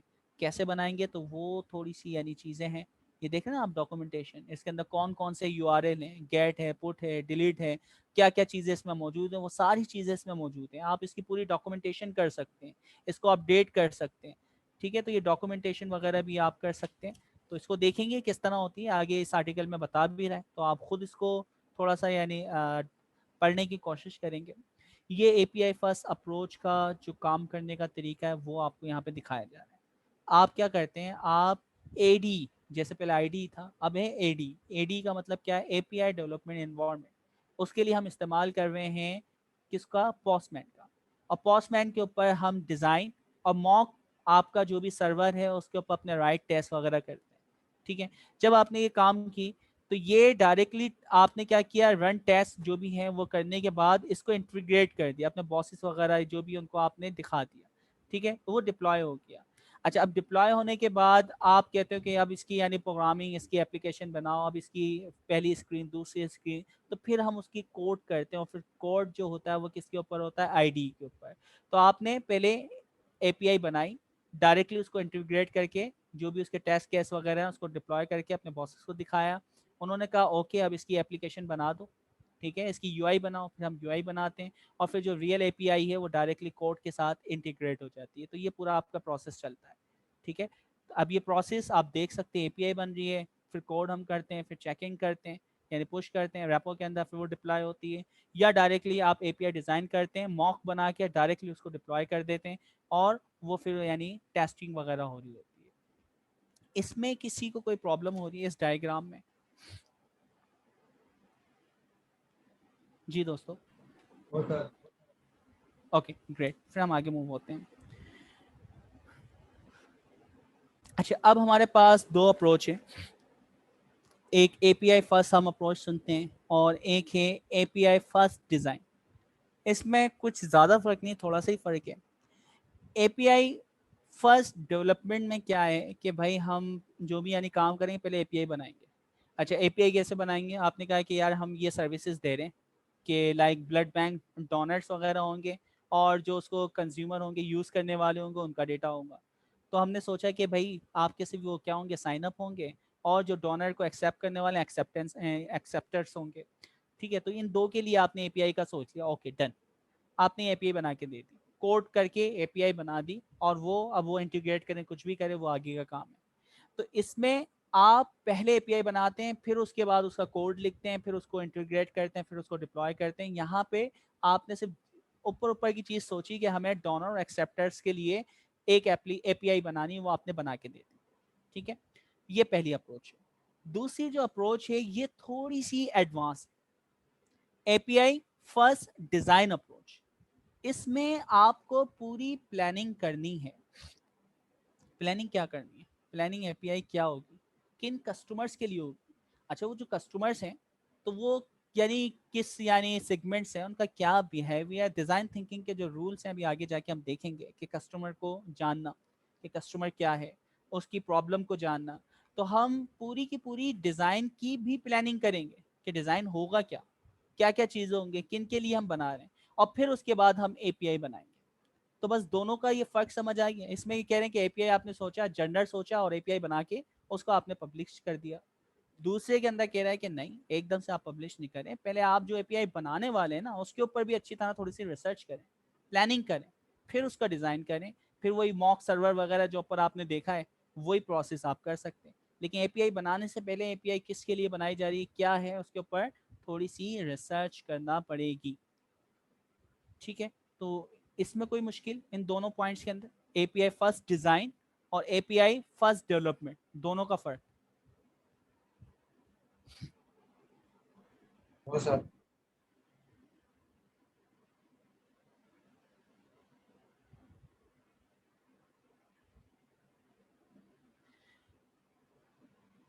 अच्छा, यहाँ पे देखें वही बात इसने लिखी हुई है कि आपका अगर अच्छा डिज़ाइन होगा ना, उससे क्या है फ्लेक्सिबिलिटी। देखिए डिज़ाइन क्या है, हम पहले ही सोच लेते हैं ना कि हमारी जो एप्लीकेशन होगी हमारे बहुत ज़्यादा यानी कंज्यूमर आ सकते हैं, लोड आ सकता है, तो मुझे किस पे बनाना चाहिए। आप कहते हैं ये यार एक डोमेन लेते हैं उसके ऊपर एपीआई को अप कर देते हैं। अच्छा, अब हम सोचते हैं नहीं, स्केलेबल एप्लीकेशन बनाते हैं ना, एपीआई बनाते हैं, मिलियंस ऑफ यूज़र्स भी आ जाएँ तो आपकी। अच्छा, मैं फिर सोचता हूँ यार मैं अगर एडब्ल्यूएस पे बना रहा हूँ तो नॉर्मल जैसे कि आपकी पहले डोमेन होस्टिंग वगैरह होती थी उस तरह मैं करके बनाता हूँ, तो क्या प्रॉब्लम है, या पैसे कंटेनर चले, कस्टमर आए ना आए पैसे कटेंगे। तो हमने प्लान किया कि नहीं, लैम्डा फंक्शन जो होते हैं वो जितना चलेंगे उसी के पैसे चार्ज होते हैं। तो मुझे अगर एपीआई बनानी है तो लैम्डा के थ्रू बनाऊँ कि जितनी प्रोसेसिंग हो उसके ही हम पैसे दें, उसके अलावा क्यों एक्स्ट्रा चार्ज दें। तो ये पूरी की पूरी प्लानिंग हो रही है। ठीक है, अब इस प्लानिंग से हमें क्या क्या फायदे हो रहे हैं। ठीक है, a good design should have the flexibility to adapt to changing circumstances। तो आपकी फ्लेक्सिबिलिटी है कि भाई आपके मिलियंस ऑफ यूजर्स भी आ जाएं तो फ्लेक्सिबिलिटी है, आप उसके अंदर चेंजिंग कर सकते हैं, आप अपने प्लान चेंज कर सकते हैं। ठीक है, और आपकी जो भी इनसाइड आ रही है उसकी बेस के ऊपर भी चेंजिंग वगैरह करना चाह रहे हैं, अपडेट करना चाह रहे हैं। ठीक है, लाइक मैंने कहा एबी टेस्टिंग करी, कस्टमर्स को लॉगिन का जो बटन है वो बॉटम पे अच्छा लगता है। हमने जब पहली एप्लीकेशन बनाई हमने पहले लिखा पासवर्ड, उसके बाद लिखा यूजर नेम, और फिर आपका लॉगिन का जो बटन है सबसे टॉप पे लिया है। ये मैंने डिजाइन बनाया तो पता चला कि कस्टमर इस डिजाइन को तो अच्छा ही नहीं समझ रहे, वो बोल रहे हैं पहले सिंपल में अपना यूजर नेम डालूं, पासवर्ड डालूं, फिर लॉगिन होना चाहिए। ठीक है, तो ये कुछ आपकी चेंजिंग होगी। तो अगर आपका अच्छा डिजाइन है एपीआई के बारे में, ठीक है, बैकएंड के बारे में, तो आप यानी क्विक चेंजिंग कर सकते हैं, अडॉप्ट कर सकते हैं, और वो आपके लिए ये काम बहुत आसान होगा। अच्छा, ये मुख्तलिफ चीज़ें दिखा रहे हैं कि वो कोड फर्स्ट के ऊपर करते हैं तो एक मैसेज वगैरह दिखा रहे हैं कि आपने एपीआई के अंदर चेंजिंग करी, तो पूरी की पूरी जो दूसरे आपके एपीआई यूज़ कर रहे थे एप्लीकेशन स्टैक होल्डर या आपके कंज्यूमर्स, तो उनको क्या प्रॉब्लम्स आई। तो ये छोटी सी एक यानी स्टोरी टाइप आपको बना के दिखाना चाह रहे हैं कि ये प्रॉब्लम्स आती है और हम इसको पहले ही डिस्कस कर चुके हैं। ठीक है, अच्छा अब ये कह रहे हैं कि भाई हम एपीआई फर्स्ट अप्रोच को क्यों सिलेक्ट करें, हम तो पहले उसके ऊपर काम कर रहे थे ना। किस पे काम कर रहे हैं, हम वाटरफॉल पे काम कर रहे हैं। एपीआई फर्स्ट अप्रोच पे जाने का क्या क्या फ़ायदा है। ठीक है, अब देखें ये कुछ अर्लियर वैलिडेशन क्या मतलब है कि मैं पूरी एप्लीकेशन बनाता, पूरे प्रोसेस से गुजरती, फिर वो कस्टमर के रिक्वायरमेंट पे पूरी उतरती है, नहीं उतरती, कस्टमर फिर देखता, फिर हमें फीडबैक देता और फिर उसमें चेंजिंग आती।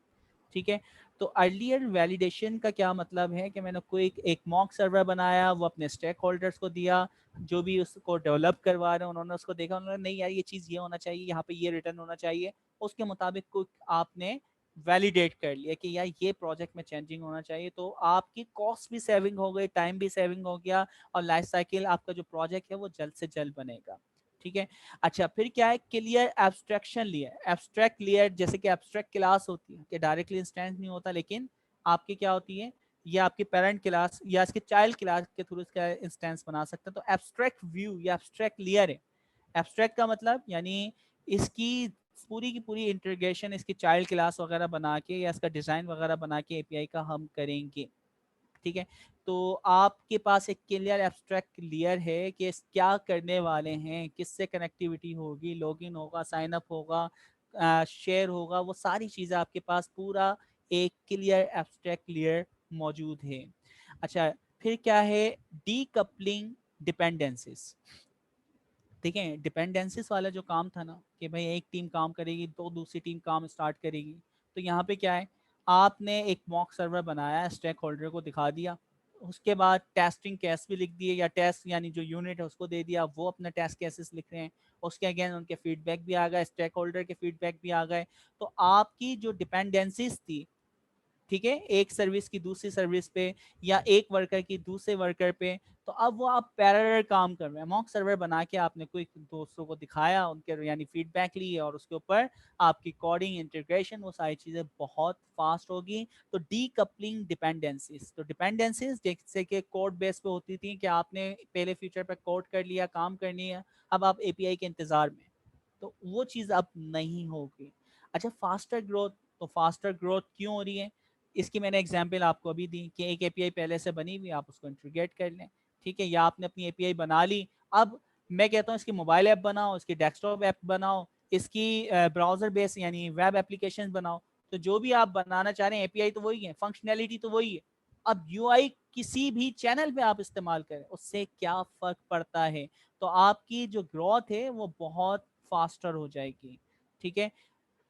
अच्छा, फंक्शनैलिटी वगैरह आपकी यानी ये फास्ट, आप इसको ऐड कर सकते हैं, अपडेट कर सकते हैं, और इस तरह की चीज़ें आपके पास, वो क्विक आप उसको स्केल कर सकते हैं, अपनी एप्लीकेशन को मुख्तलिफ डिवाइसेस के साथ कनेक्ट कर सकते हैं। तो यही बात हम कह रहे हैं कि हमने एपीआई बना ली, अब आप उसको मोबाइल, डेस्कटॉप या मुख्तलिफ चैनल के साथ कनेक्ट करना चाह रहे हैं, फंक्शनैलिटी सारी की सारी सब पे वही रहेगी, एपीआई पे रिक्वेस्ट आएगी, हम उसके अगेंस्ट उसको रिस्पॉन्स दे देंगे। तो आपकी डेवलपमेंट या जो आपकी ग्रोथ है आपके बिजनेस की या आपके प्रोजेक्ट की, वो बहुत फास्ट होगी।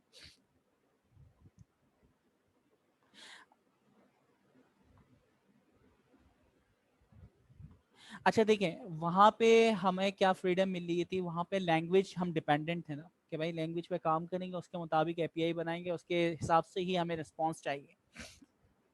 यहाँ पे हमें क्या फ़ायदा है कि आप अब कोड के ऊपर डिपेंडेंट नहीं है, आपकी जो यूआई है वो क्या है, free the design from the legacy constraint, जहाँ आप स्टक होते थे कि भाई ये इसी कोड पे करना है, तो अब एपीआई आप अगर बनाते हो तो आप यानी किसी लेगेसी या कॉन्स्टेंट के अंदर नहीं फंसते, आप डिज़ाइन फिक्स नहीं है, अब आपकी वही एपीआई, आप उसकी यूआई चेंज कर करके दसों एप्लीकेशन बना रहे हैं, बैकएंड की एपीआई वही है। इसकी सिंपल से एग्जांपल ले ना, गूगल की एपीआई में अगर इस्तेमाल करता हूँ, हर आपकी जो एपीआई या आपकी एप्लीकेशन होती है, गूगल की एपीआई यूबीएल भी इस्तेमाल कर रहा है, एचबीएल भी इस्तेमाल कर रहा है, और बहुत सारे आपके पास वेंडर्स हैं या आपके कस्टमर्स हैं जो कि एपीआई को अपनी एप्लीकेशन के अंदर इस्तेमाल करते हैं, ठीक है। तो अब उन सब की यूआई जो होती है बिल्कुल टोटली, आपका क्या होता है, डिज़ाइन वगैरह सब कुछ चेंज होता है, लेकिन एपीआई से हमें ये फ़ायदा होता है, हमें फ्रीडम मिल जाती है कि अब मैं यूआई डिपेंडेंट नहीं हूँ, मैं कोड डिपेंडेंट नहीं हूँ, आप मुख्तलिफ एपीआई वगैरह बना के उसको दे सकते हैं, ठीक है। जैसे कि ये टिलीरियो और क्या अल्गोलिया, ये आपकी एपीआईज हैं, इनके बारे में आपको बता रहा है कि आप इनको मुख्तलिफ जगहों पे किस तरह कनेक्ट करते हैं। वही कोड वाली बात कि हम पीएचपी वगैरह पे लिमिटेड थे, मुख्तलिफ उसकी एपीआई उसी के अगेंस्ट, तो यहाँ पे आपको फ्लेक्सिबिलिटी मिल जाती है, जिससे नेटफ्लिक्स की एपीआई वगैरह आप इस्तेमाल कर सकते हैं, तो अब आप डेस्कटॉप पे इस्तेमाल करें, वेब पे इस्तेमाल करें, मोबाइल पे इस्तेमाल करें, तो इससे क्या फ़र्क पड़ता है।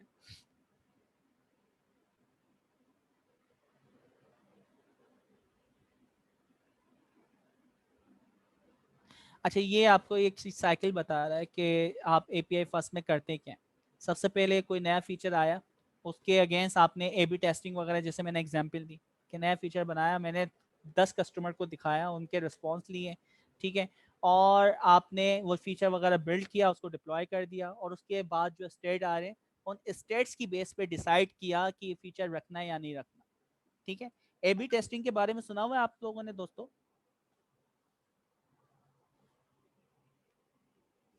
सर सुना था, भूल गए। ओके, किसी को याद है? अभी तो सर कासिम ने बताया था लेक्चर के स्टार्ट में। सर स्टार्ट में मैं आया।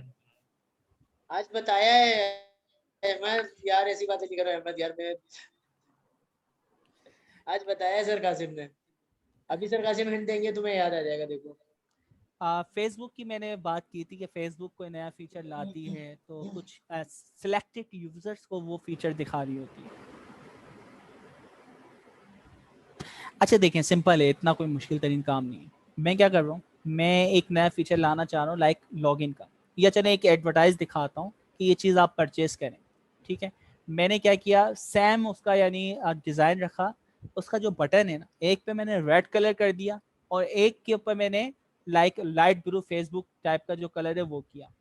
ठीक है, अच्छा फिर मैंने मुख्तलिफ कस्टमर, इक्वल कस्टमर्स ना, लाइक 20 कस्टमर ए के लिए और 20 कस्टमर बी के लिए, दो ग्रुप बना लिए। सर इसको ना चार, ई कॉमर्स में ले जाएं कि सेम प्रोडक्ट में अगर दो डिफरेंट यूआई से बेचना चाह रहा हूँ तो कितने आए, और वो कौन सी यूआई ने जो है ना बेसिकली मुझे मोनेटाइजेशन में जो है ना, फेसबुक में नहीं इतना अच्छा शायद, I don't know, maybe you are the boss, आप जैसे बेहतर नहीं नहीं सर, बिल्कुल आप सही कह रहे हैं, क्योंकि अब जहाँ पैसा आता है ना वहाँ बच्चों को भी बात समझ आती है कन्वर्जन कि किस एग्जैक्टली बात हो एक रही मेजरेबल चीज में कन्वर्ट हो रही होती है ना, कि ट्रैफिक आया और उसने मुझे प्रॉफिट दिया एक फीचर को देख के। जी सर सॉरी। है। जी सर बिल्कुल, जज़ाकल्लाह।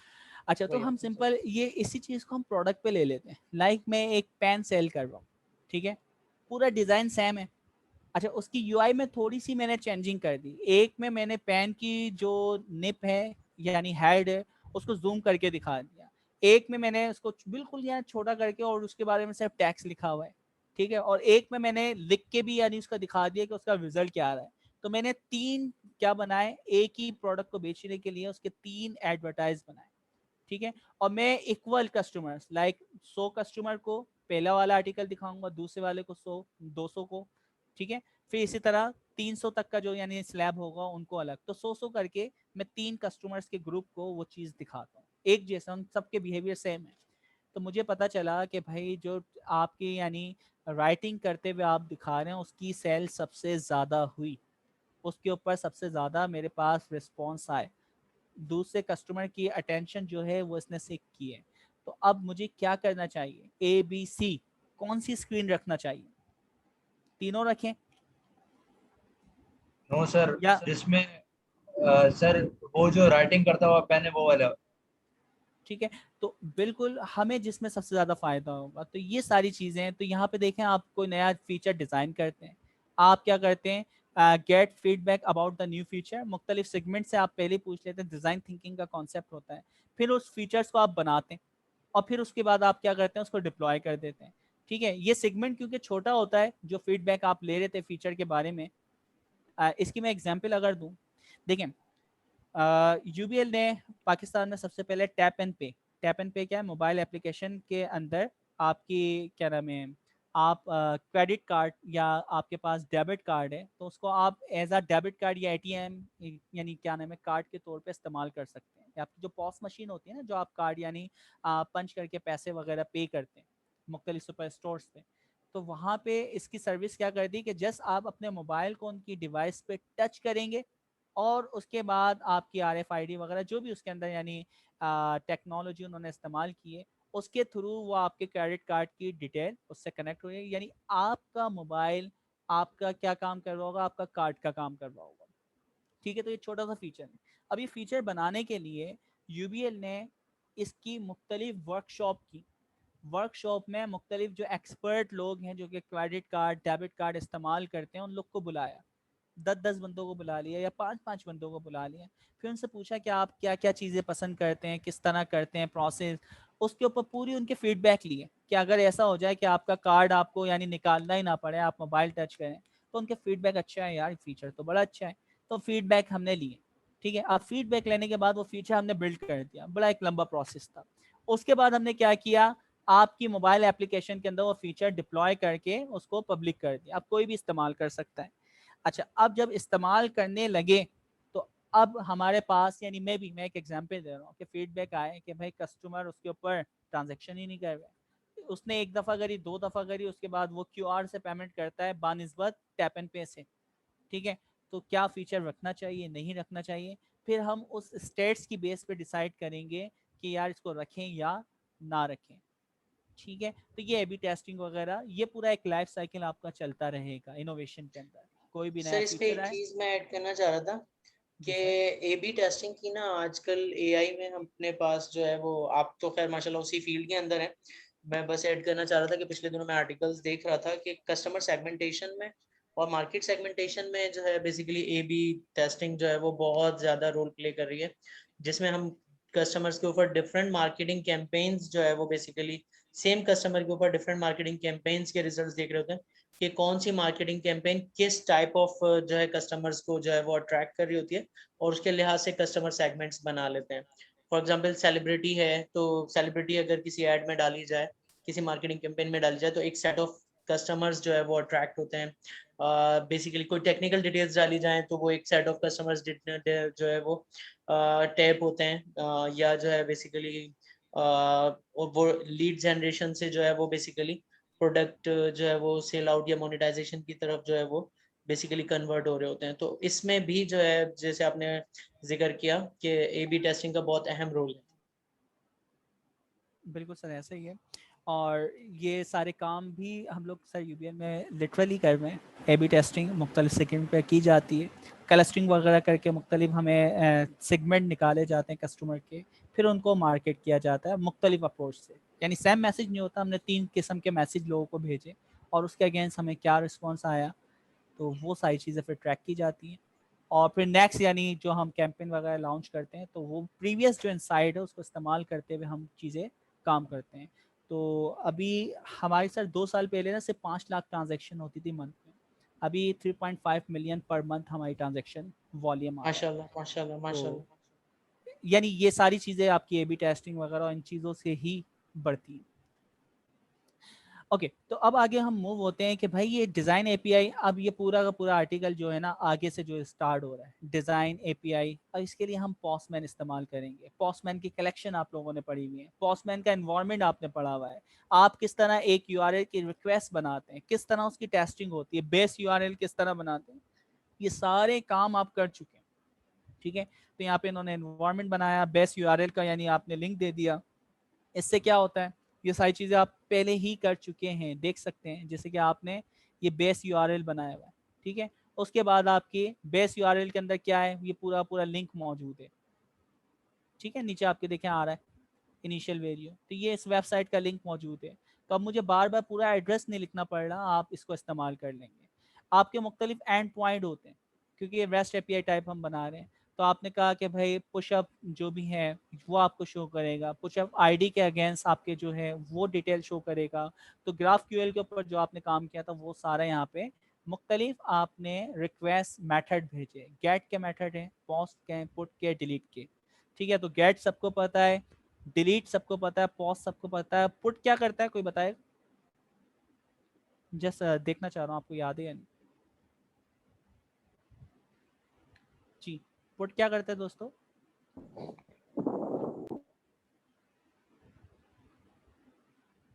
या अल्लाह, कोई बताना चाहेगा?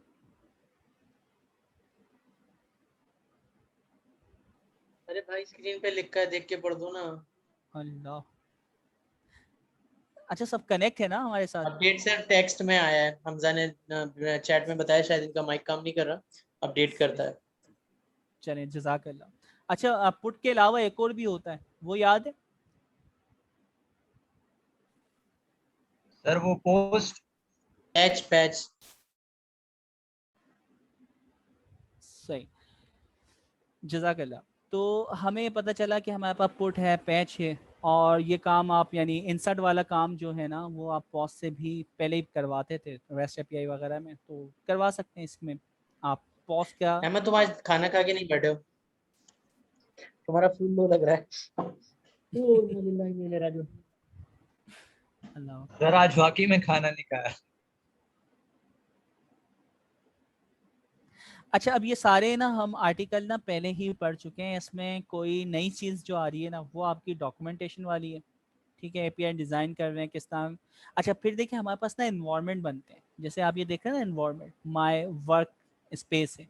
ठीक है, तो यहाँ मैं अगर क्लिक करता हूँ तो मुख्तलिफ हमारे पास वर्क स्पेस है, माई टीम, और इस तरह करके हमने बनाए हुए हैं ना, यहाँ से सिलेक्ट होते हैं।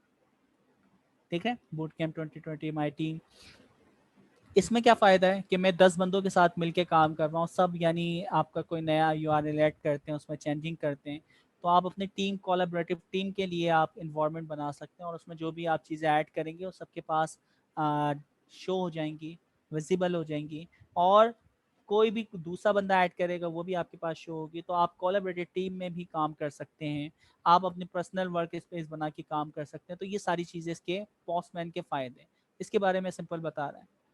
अच्छा, फिर हम आगे चलते हैं, आपकी एक्टिविटी वगैरह भी फिर ट्रैक करेगा कोलैबोरेटिव के अंदर, जिस तरह लॉग्स वगैरह होते हैं उनको देखना भी बता रहा है। ये देखिए कि किसने क्या काम किया है, किसने किस यूआरएल को हिट किया है, बनाया है, उसमें चेंजिंग करी है। मॉक एपीआई का जो कॉन्सेप्ट हम बता रहे हैं, मॉक एपीआई बनाना भाई कोई मुश्किल काम नहीं है। आप कोई भी कलेक्शन के ऊपर जाएं, इसके 3 डॉट जो आते हैं इस पर क्लिक करें और यहाँ पे आपके पास आता मॉक कलेक्शन। ठीक है, तो आप इस कलेक्शन का एक मॉक सर्वर बना देंगे, इसकी कॉन्फ़िगरेशन करेंगे और ये मॉक सर्वर फिर जैसे मैं ओके करूँगा तो यहाँ पे ये मॉक सर्वर का टैब है और यहाँ पे जितने भी आपने मॉक सर्वर बनाए हुए हैं वो यहाँ पे आ रहे होंगे और उनकी आप व्यू डॉक्यूमेंट देख सकते हैं, उनके यूआरएल देख सकते हैं कि कौन सी चीज़ क्या काम करती है। ठीक है, तो ये मॉक सर्वर बनाना, मॉक कलेक्शन बनाना, ये भी बहुत आसान काम है। अच्छा, हाथों हाथ यूँ दिखा रहा हूँ कि बाद में आप ढूंढते रहेंगे, मुश्किल ना हो, तो आपको सामने ये हाथों हाथ चीज़ें शो होंगी। अच्छा, मॉक सर्वर पे भी आप उसी तरह रिक्वेस्ट रिस्पॉन्स सारी चीज़ें भेजेंगे। ठीक है, तो आपकी वो सारी उसी तरह रिस्पॉन्स करेगा, उसी तरह आपको आंसर मिलेगा। अच्छा, कोड स्निपेट वाला जो हमने काम देखा था वो बड़ा ही मज़ेदार है कि आपने कोई एपीआई बनाई हुई है, चाहे वो कलेक्शन में हो या मॉक सर्वर में हो। अब जैसे ये बुक लिस्ट है, तो मुझे बुक लिस्ट चाहिए, मैं चाह रहा हूँ कि यार मैं नॉट जेएस पे काम कर रहा हूँ तो इसको किस तरह कनेक्ट करवाऊंगा, इसका क्या कोड होगा। तो यहाँ पे आपने कोड पे क्लिक किया, ये कोड आपके पास आ रहा है, आपने जस्ट कॉपी कर लेना है।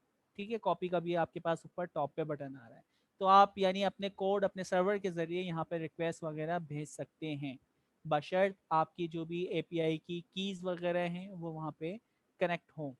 ठीक है, तमाम कॉन्फ़िगरेशन आपने की। तो ये वही टोकनाइजेशन वगैरह ये सारी चीज़ें, तो ये तो बहुत आसान काम है। कलेक्शन हो गया, डॉक्यूमेंट हो गया। ठीक है, बिल्ड एपीआई हम कर रहे हैं, डॉक्यूमेंटेशन किस तरह बनाएंगे, टेस्ट वगैरह, बैकएंड वगैरह, तो ये चीज़ें हम देखेंगे। ये कोड स्निपेट वाला जो अभी हमने आपको दिखाया है। ठीक है, रिक्वेस्ट वगैरह से रेलेवेंट चीज़ें आपको दिखा रहा है। मुख्तलिफ लैंग्वेज को सिलेक्ट कर सकते हैं, यानी आप अपनी एपीआई को आर पे, पाइथन पे या फिर नॉट जेएस पे, तो इन्होंने भी किससे कनेक्ट किया, नॉट जेएस से किया है। ठीक है, तो ये देख सकते हैं नॉट जेएस का कोड इसने जनरेट किया था, यहाँ हमारा नॉट जेएस का पूरा यानी कोड भी जनरेट हमें करके दे रहा है। तो अब बचा ही क्या है, उसकी डिप्लॉयमेंट करना भी बहुत आसान है। तो डॉक्यूमेंटेशन वगैरह आप शेयर कर सकते हैं, रन टेस्ट वगैरह कर सकते हैं। ठीक है, तो रन टेस्ट वगैरह होते हैं, इसकी ये सारी चीज़ें आ रही होती यार है टेस्ट। तो आपने जितने टेस्ट, क्योंकि मैंने अभी कोई भी एक टेस्ट नहीं लिखा, तो हर टेस्ट को मैं यहाँ पे चला के देख सकता था। और रन का ऑप्शन आ रहा है, रन टेस्ट। चलें अब इसको देखते हैं कि किस तरह ये करवाते हैं। ठीक है, तो इसमें यकीनन कोई मुश्किल नहीं होगी। ये पूरी अब इन्होंने थोड़ी सी और उसको एक्सटेंड करके दिखाया है कि आपकी एपीआई अब बनाते हैं। ठीक है, उसको आप रियल टाइम जो एपीआई है उससे भी कनेक्ट करवाते हैं, मॉक सर्वर से भी आप कनेक्ट करवाते हैं, उसकी भी रिलीज वगैरह दे रहे होते हैं। तो ये दो पैरेलल चीज़ें एक साथ चल रही होती हैं। ठीक है, मॉक सर्वर अलग और आपकी जो रियल कलेक्शन एपीआई है वो अलग चल रहा है। CI/CD पाइपलाइन है, उसको आप पूरा हम देखेंगे इंशाल्लाह ताला।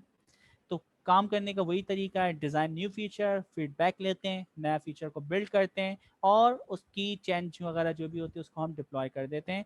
और ये जो आपके पास यानी साइकिल है, ये रिपीटली चलता रहेगा जब तक आपकी इनोवेशन हो रही है, जब तक एप्लीकेशन में चेंज हो रही है। ठीक है, आप इसको लाइव सर्वर पे भी जाके इसको रन कर सकते हैं, यानी मेरे जो भी कलेक्शन है, इन्वायरमेंट है, आप देखें मैं यहाँ जाके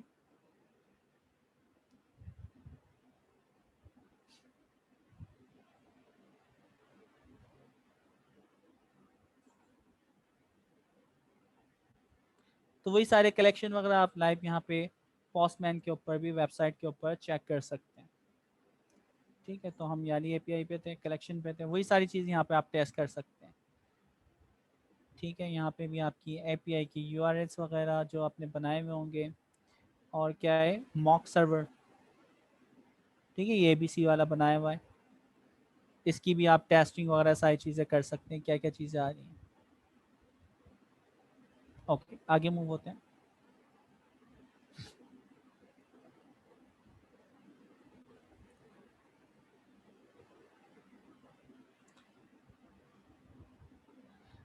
कोड जनरेट हम करवा चुके हैं, और तो कोई इसमें इतनी मुश्किल तरीन बातें नहीं है।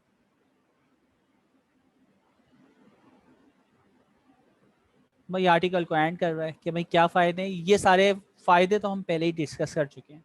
एपीआई बना लेंगे, आप यूआई अब डिपेंडेंट नहीं है, आप कोड डिपेंडेंट नहीं है, आपने पूरी जो फंक्शनैलिटी है एपीआई के अंदर पहले ही आपने डिज़ाइन बना ली, इंसर्ट डिलीट अपडेट, क्योंकि आपकी जो कोर फंक्शनैलिटी होती है वो आपकी एपीआई के थ्रू हो रही होती है। जब तमाम आपकी फंक्शनैलिटी बन गई, एपीआई बन गई, आप उसको चाहे तो मॉक सर्वर पे लॉन्च कर दें, अपने स्टैक होल्डर, अपने बॉसेस से उसकी अप्रूवल, उसकी टेस्टिंग इंटरनल चलती रहे, और फिर उसके बाद आपकी जो रियल एपीआई है जो कि सर्वर से कनेक्ट करनी है, उसके ऊपर भी आप पैरेलल काम स्टार्ट करते रहेंगे, टेस्टिंग वगैरह सारी चीज़ आपकी चलेंगी, क्विक फीडबैक आएंगे, क्विक चेंजिंग होगी।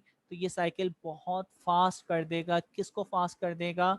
आपकी प्रोडक्शन को फास्ट कर देगा। तो ये सबसे इम्पॉर्टेंट चीज़ इसके अंदर है। अच्छा, और दूसरे आर्टिकल हैं, उनको हम थोड़ा फास्ट ट्रैक पे लेके चलते हैं, क्योंकि अब यही सारी बातें जो हमने पढ़ी है ना उसको वो रिपीट करेगा। ठीक है, तो वो रिपीट क्या करने वाले हैं यहाँ से हम देख लेते हैं भाई। ये हमें कुछ टूल्स बता रहा है कि एपीआई फर्स्ट के लिए हम क्या क्या इस्तेमाल कर सकते हैं। ठीक है, तो मुझे अगर एपीआई फर्स्ट अप्रोच को इस्तेमाल करना है, डेवलपमेंट करना है, अभी जो मैंने टूल इस्तेमाल किया था क्या नाम था उसका? जी दोस्तों, एपीआई फर्स्ट अप्रोच के लिए कौन सा टूल इस्तेमाल कर रहे हैं हम लोग? Postman sir. पोस्टमैन इस्तेमाल कर रहे हैं। अच्छा देखें, पोस्टमैन कलेक्शन भी बना रहा है, पोस्टमैन डॉक्यूमेंटेशन भी कर रहा है, पोस्टमैन मॉक सर्वर भी बना रहा है, ठीक है, सारी टेस्टिंग भी कर रहा है।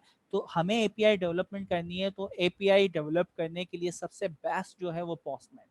ठीक है, अच्छा पोस्टमैन हो गया, क्या पोस्टमैन के अलावा भी है? तो यहाँ पे आपकी एपीआई फर्स्ट अप्रोच पे काम करने के लिए जो मुख्तलिफ टूल्स हैं उनके कुछ नाम बताए आपको जा रहे हैं। ठीक है, तो उसका लाइफ साइकिल हम पहले ही पढ़ चुके हैं, इसके क्या फ़ायदे और क्या नुकसान हैं ये भी हम डिस्कस कर चुके हैं। ठीक है, अच्छा फिर क्या है, एपीआई फर्स्ट यानी जो आपकी डेवलपमेंट है उसके कुछ टूल्स हैं। वो टूल्स क्या हैं? ये क्या है? Swagger hub. तो स्वैगर हब है, मैंने भी कभी इस्तेमाल नहीं किया, आप में से किसी ने इस्तेमाल किया है? ठीक है, सर इसके एनोटेशंस होते हैं जिसकी मदद से स्वैगर हब तो बेसिकली एपीआई है, स्वैगर एक टूल है जिसमें जो है ना अपनी एपीआईज एक्सपोज कर दिए, क्या डॉक्यूमेंटेशन के लिए बहुत पॉपुलर है, स्पेशली जावास्क्रिप्ट कम्युनिटी में। स्वैगर ओपन एपीआई स्पेसिफिकेशन को जो है ना बेसिकली फॉलो कर रहे हैं। तो मींस इसमें से यानी डॉक्यूमेंटेशन वगैरह आसान हो जाती है, जी, डिप्लॉयमेंट वगैरह एपीआई आसान। की डॉक्यूमेंटेशन के जो है ना बेसिकली ये गेट मेथड है, यूआरएल ये होगा, और इसमें ये पैरामीटर्स आएंगे, ये पैरामीटर्स आएंगे, तो आउटपुट आउटकम्स क्या क्या हो सकते हैं, आउटपुट में मुझे ये मिलेगी, ये एक्सेप्शन थ्रो हो सकती है। तो एक बहुत अच्छी डिटेल्ड जो है ना वो स्वैगर की डॉक्यूमेंटेशन जस्ट चंद एनोटेशंस की मदद से क्रिएट हो जाती है।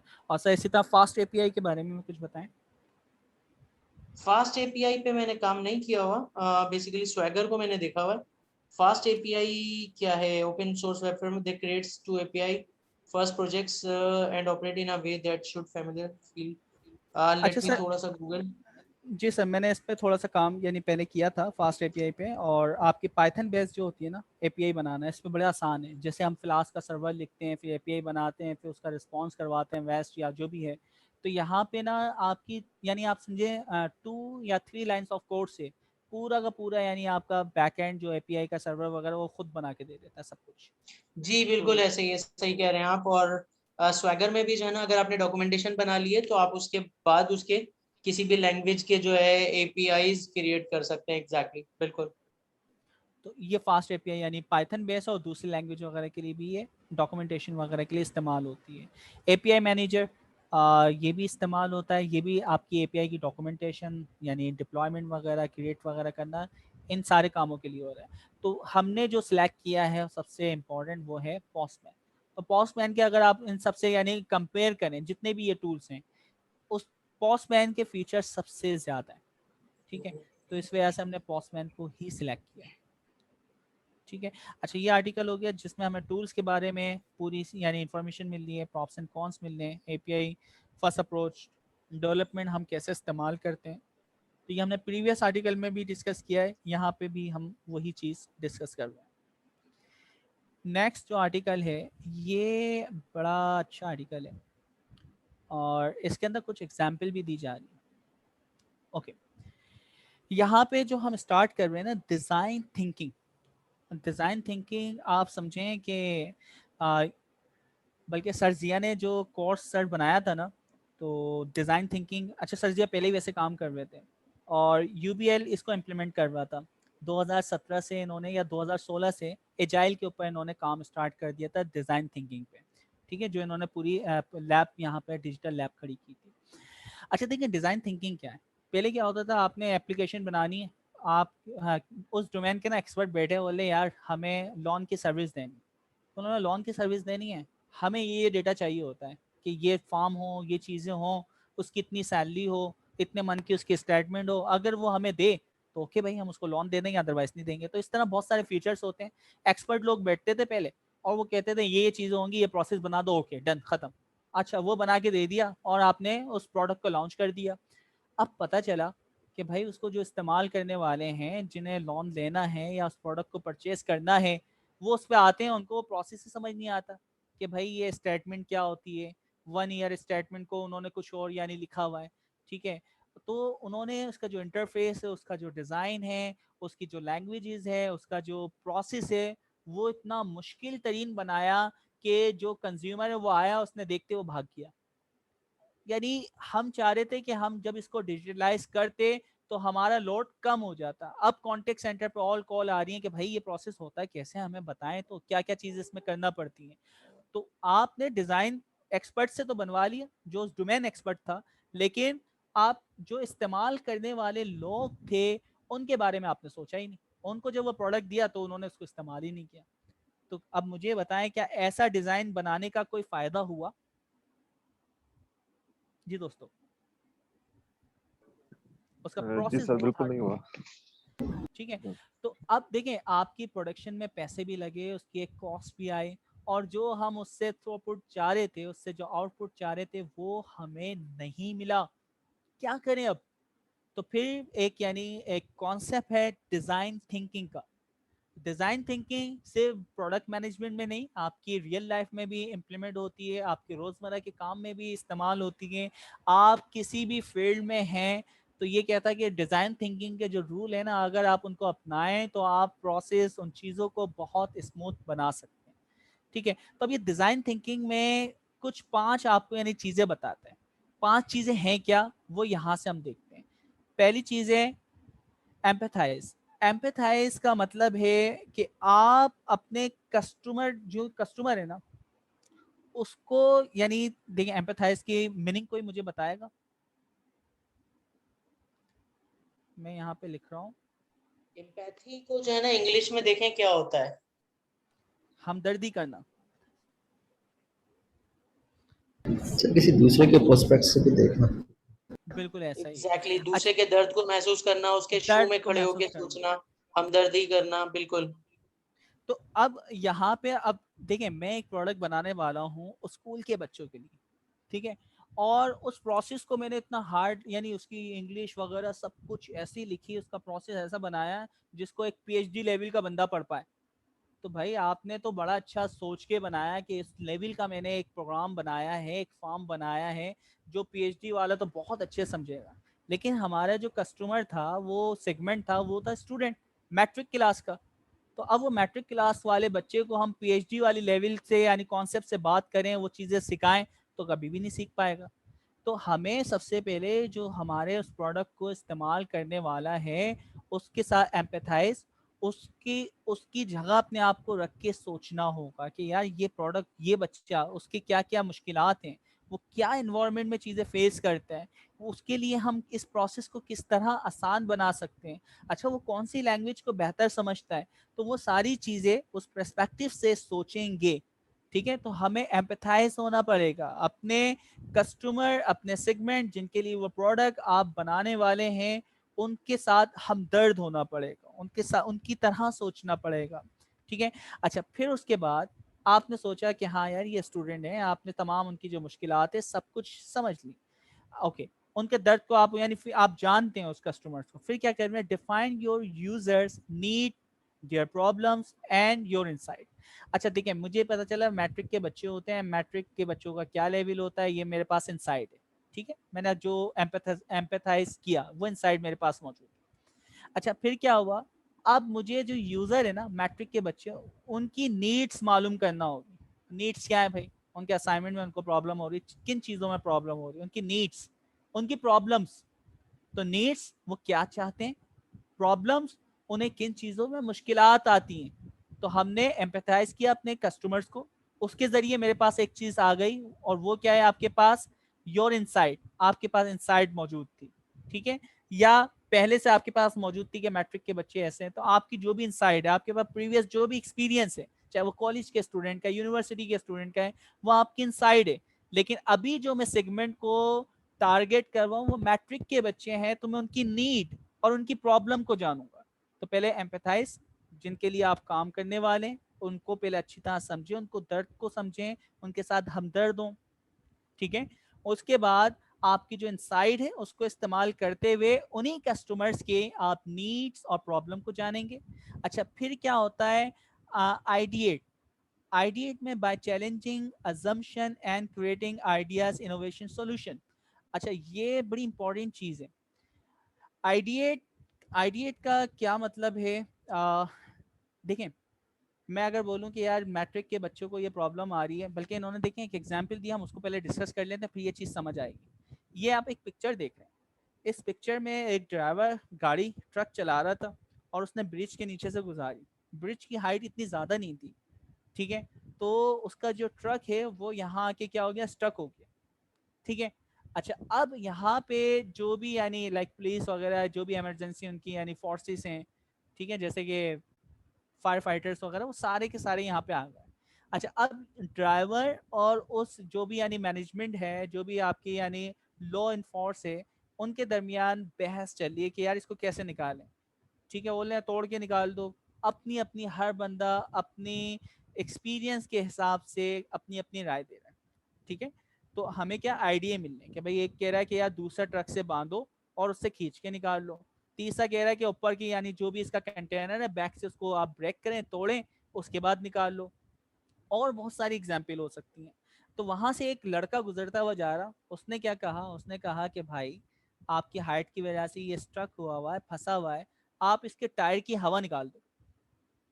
ठीक है, तो टायर की जब हवा निकालेंगे तो क्या होगा, आपका ये कंटेनर की हाइट जो है ना खुद ब खुद नीचे हो जाएगी। जब नीचे हो जाए फिर खींच के निकालो, जैसे भी निकालो, क्या फर्क पड़ता है। ठीक है, तो एक आइडिया आपको मिला। अच्छा, एक और वीडियो आप देखें, इसमें एक वीडियो है, ये देखें। इस वीडियो को अगर आप देखें, अच्छा, अब ये बच्चे ने अपना सर इस ग्रिल के अंदर फंसा लिया। मैं इसकी वॉइस कम कर देता हूँ। अच्छा, वॉइस शायद आपको नहीं आ रही हो। अच्छा, अब इस बच्चे ने सर यहाँ फंसा लिया। अब यहाँ पे डिजाइन थिंकिंग, अब ये सर कैसे निकाले। ठीक है, तो अब मुख्तलिफ आइडियाज, इसको टॉप पे करेगा। हम पहले देखते हैं ना, इसको देख भी रहे हैं, ऑब्जर्व भी कर रहे हैं। अब यहाँ डिजाइन थिंकिंग, मुख्तलिफ कॉन्सेप्ट ये अप्लाई कर रहे हैं कि यार इस तरह इसका सोल्यूशन हो सकता है। ठीक है, तो जो इसके माइंड में बेस्ट सोल्यूशन आ रहे हैं वो कोशिश कर रहा है।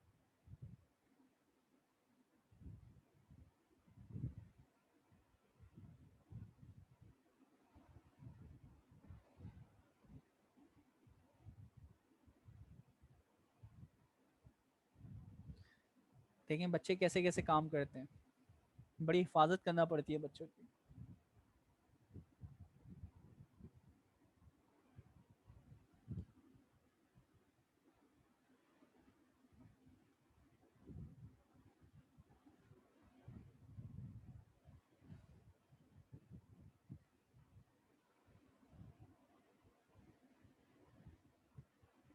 ठीक है जी, निकल गया बच्चा। तो अब ये क्या है, ये मुख्तलिफ आइडियाज हैं, डिजाइन थिंकिंग। यानी आप अगर काम करने वाले हैं तो ब्रेन स्टॉर्मिंग करें, मुख्तलिफ लोगों को बुलाएं और उस चीज़ के बारे में मुख्तलिफ लोगों की राय लें। ठीक है, तो आपको बहुत अच्छे अच्छे आइडियाज़ मिलते हैं बानिस्बत कि सिर्फ एक एक्सपर्ट जो डोमेन एक्सपर्ट है उसको भी बिठा के बोलूँ यार इसका सोल्यूशन बताओ। तो डोमेन एक्सपर्ट तो बोले यार जल्दी से काम खत्म करना है, ट्रैफिक को बहाल करना है, इसको खींचो निकालो। ठीक है, और फटाफट ट्रैफिक बहाल हो जाएगा। तो ये सारी चीज़ें होती हैं। तो यहाँ पे ये जो चौथा पॉइंट है ना, ये मैटर करता है। ठीक है, आइडिएट। तो ये क्या है, challenging assumption, creating ideas for innovation solution. तो जो भी आप इनोवेट करना चाह रहे हैं उसके सॉल्यूशन। अच्छा, फिर क्या है, प्रोटोटाइप, ये कह रहा है भाई उस पर स्टार्ट कर दो। स्टार्ट हो गया सॉल्यूशन, आपने काम कर दिया, उसको क्रिएट कर लिया, सॉल्यूशन बन गया। जब सॉल्यूशन बन गया तो फाइनल क्या होगी, उसकी टेस्टिंग होगी, तो देन हम उसको टेस्ट करते हैं। तो आपके पास ये 5 क्या हैं पॉइंट्स। अच्छा, अब ये 5 जो पॉइंट है ना, यहाँ पे कोई भी यानी सीक्वेंस जो है ना वो फिक्स नहीं है। आप पहले एम्पैथाइज करना चाहें, डिफाइंड यूजर करना चाहें, आइडिएट करना चाहें, प्रोटोटाइप करना चाहें, ठीक है, तो ये सारे काम पैरेलल भी हो सकते हैं। ये सारे काम आप जो भी सीक्वेंस उसके आगे पीछे करके करना चाह रहे हैं उसके थ्रू भी हो सकते हैं। तो यहाँ पे कोई ऐसी वैलिडेशन नहीं है कि आपको उसको सीक्वेंस से करना है, लेकिन ये 5 चीज़ें, तो जब आप इनोवेशन वगैरह करते हैं तो ये 5 चीज़ों पे आपको काम करना पड़ता है एजाइल के ऊपर। तो बेसिकली डिज़ाइन थिंकिंग जो है वो एजाइल को यानी रेफर करती है, और एजाइल के पर्सपेक्टिव से आप चीज़ों को किस तरह इनोवेट करते हैं वो आपको बता रही है। ये 5 पॉइंट समझ आए सबके? जी पाकिस्तानी बच्चों। जी सर, आगे। सर क्लियर है। जज़ाकल्लाह। अच्छा, अब ये सारी चीज़ें, अच्छा अब यहाँ पे ना कुछ चीज़ें ये आपको बता रहा है। हाँ, इसको मैं थोड़ा सा डिस्कस करता हूँ। हमारा जो माइंड है ना, कॉन्शियस और सबकॉन्शियस माइंड, सुना होगा ये, तो ये वर्ड कॉन्शियस माइंड होता है इंसान का और सबकॉन्शियस माइंड होता है, सुनिए। Yes sir. यस सर, सुना हुआ है। ओके, तो कुछ पता है, कुछ जहन में है क्या होता है कॉन्शियस और सबकॉन्शियस माइंड? अच्छा, इस आर्टिकल में सर दी, सेंस हाँ बताएं बिलाल। जी सर, सेंसिटिव लोग जो होते हैं ना, कॉन्शियस में आ जाते हैं। ओके, इस तरह की समझ आइए। अच्छा ठीक है, और कोई?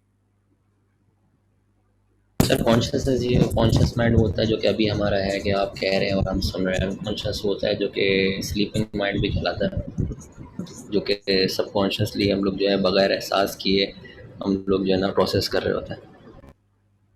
ठीक है, अच्छा मैं दोनों को फीडबैक दूंगा। और कोई कहना चाहेगा? लास्ट फीडबैक चाहिए, उसके बाद फिर मैं इसको बताता हूँ। जो माइंड, जी जी जी, ताहिर आपकी वॉइस ब्रेक, ताहिर आपकी वॉइस ब्रेक हो रही है। सॉरी ताहिर, आपकी ना वॉइस बहुत ज़्यादा ब्रेक हो रही है। चलें ठीक है, मुझे फीडबैक मिल गया, मैं अब इसके ऊपर थोड़ा डिस्कस करते हैं। देखिए, जब आप कोई चीज़ लर्न करते हैं ना, तो वहाँ पे कोई भी चीज़ सीखते हैं, ध्यान से सीख रहे होते हैं, उस वक्त आपका जो दिमाग का पार्ट है ना, कॉन्शियस माइंड, तो कॉन्शियस माइंड उस वक्त काम करता है लर्निंग के वक्त। आप देखें, लर्निंग के वक्त जब आप लाइक गाड़ी चलाना सीखते हैं, तो आपको एक एक चीज़ बता रही आ रही है कि ये स्टेयरिंग है, ये गेयर है, ये क्लच है, ठीक है, ये ब्रेक है, ये एक्सेलरेशन है।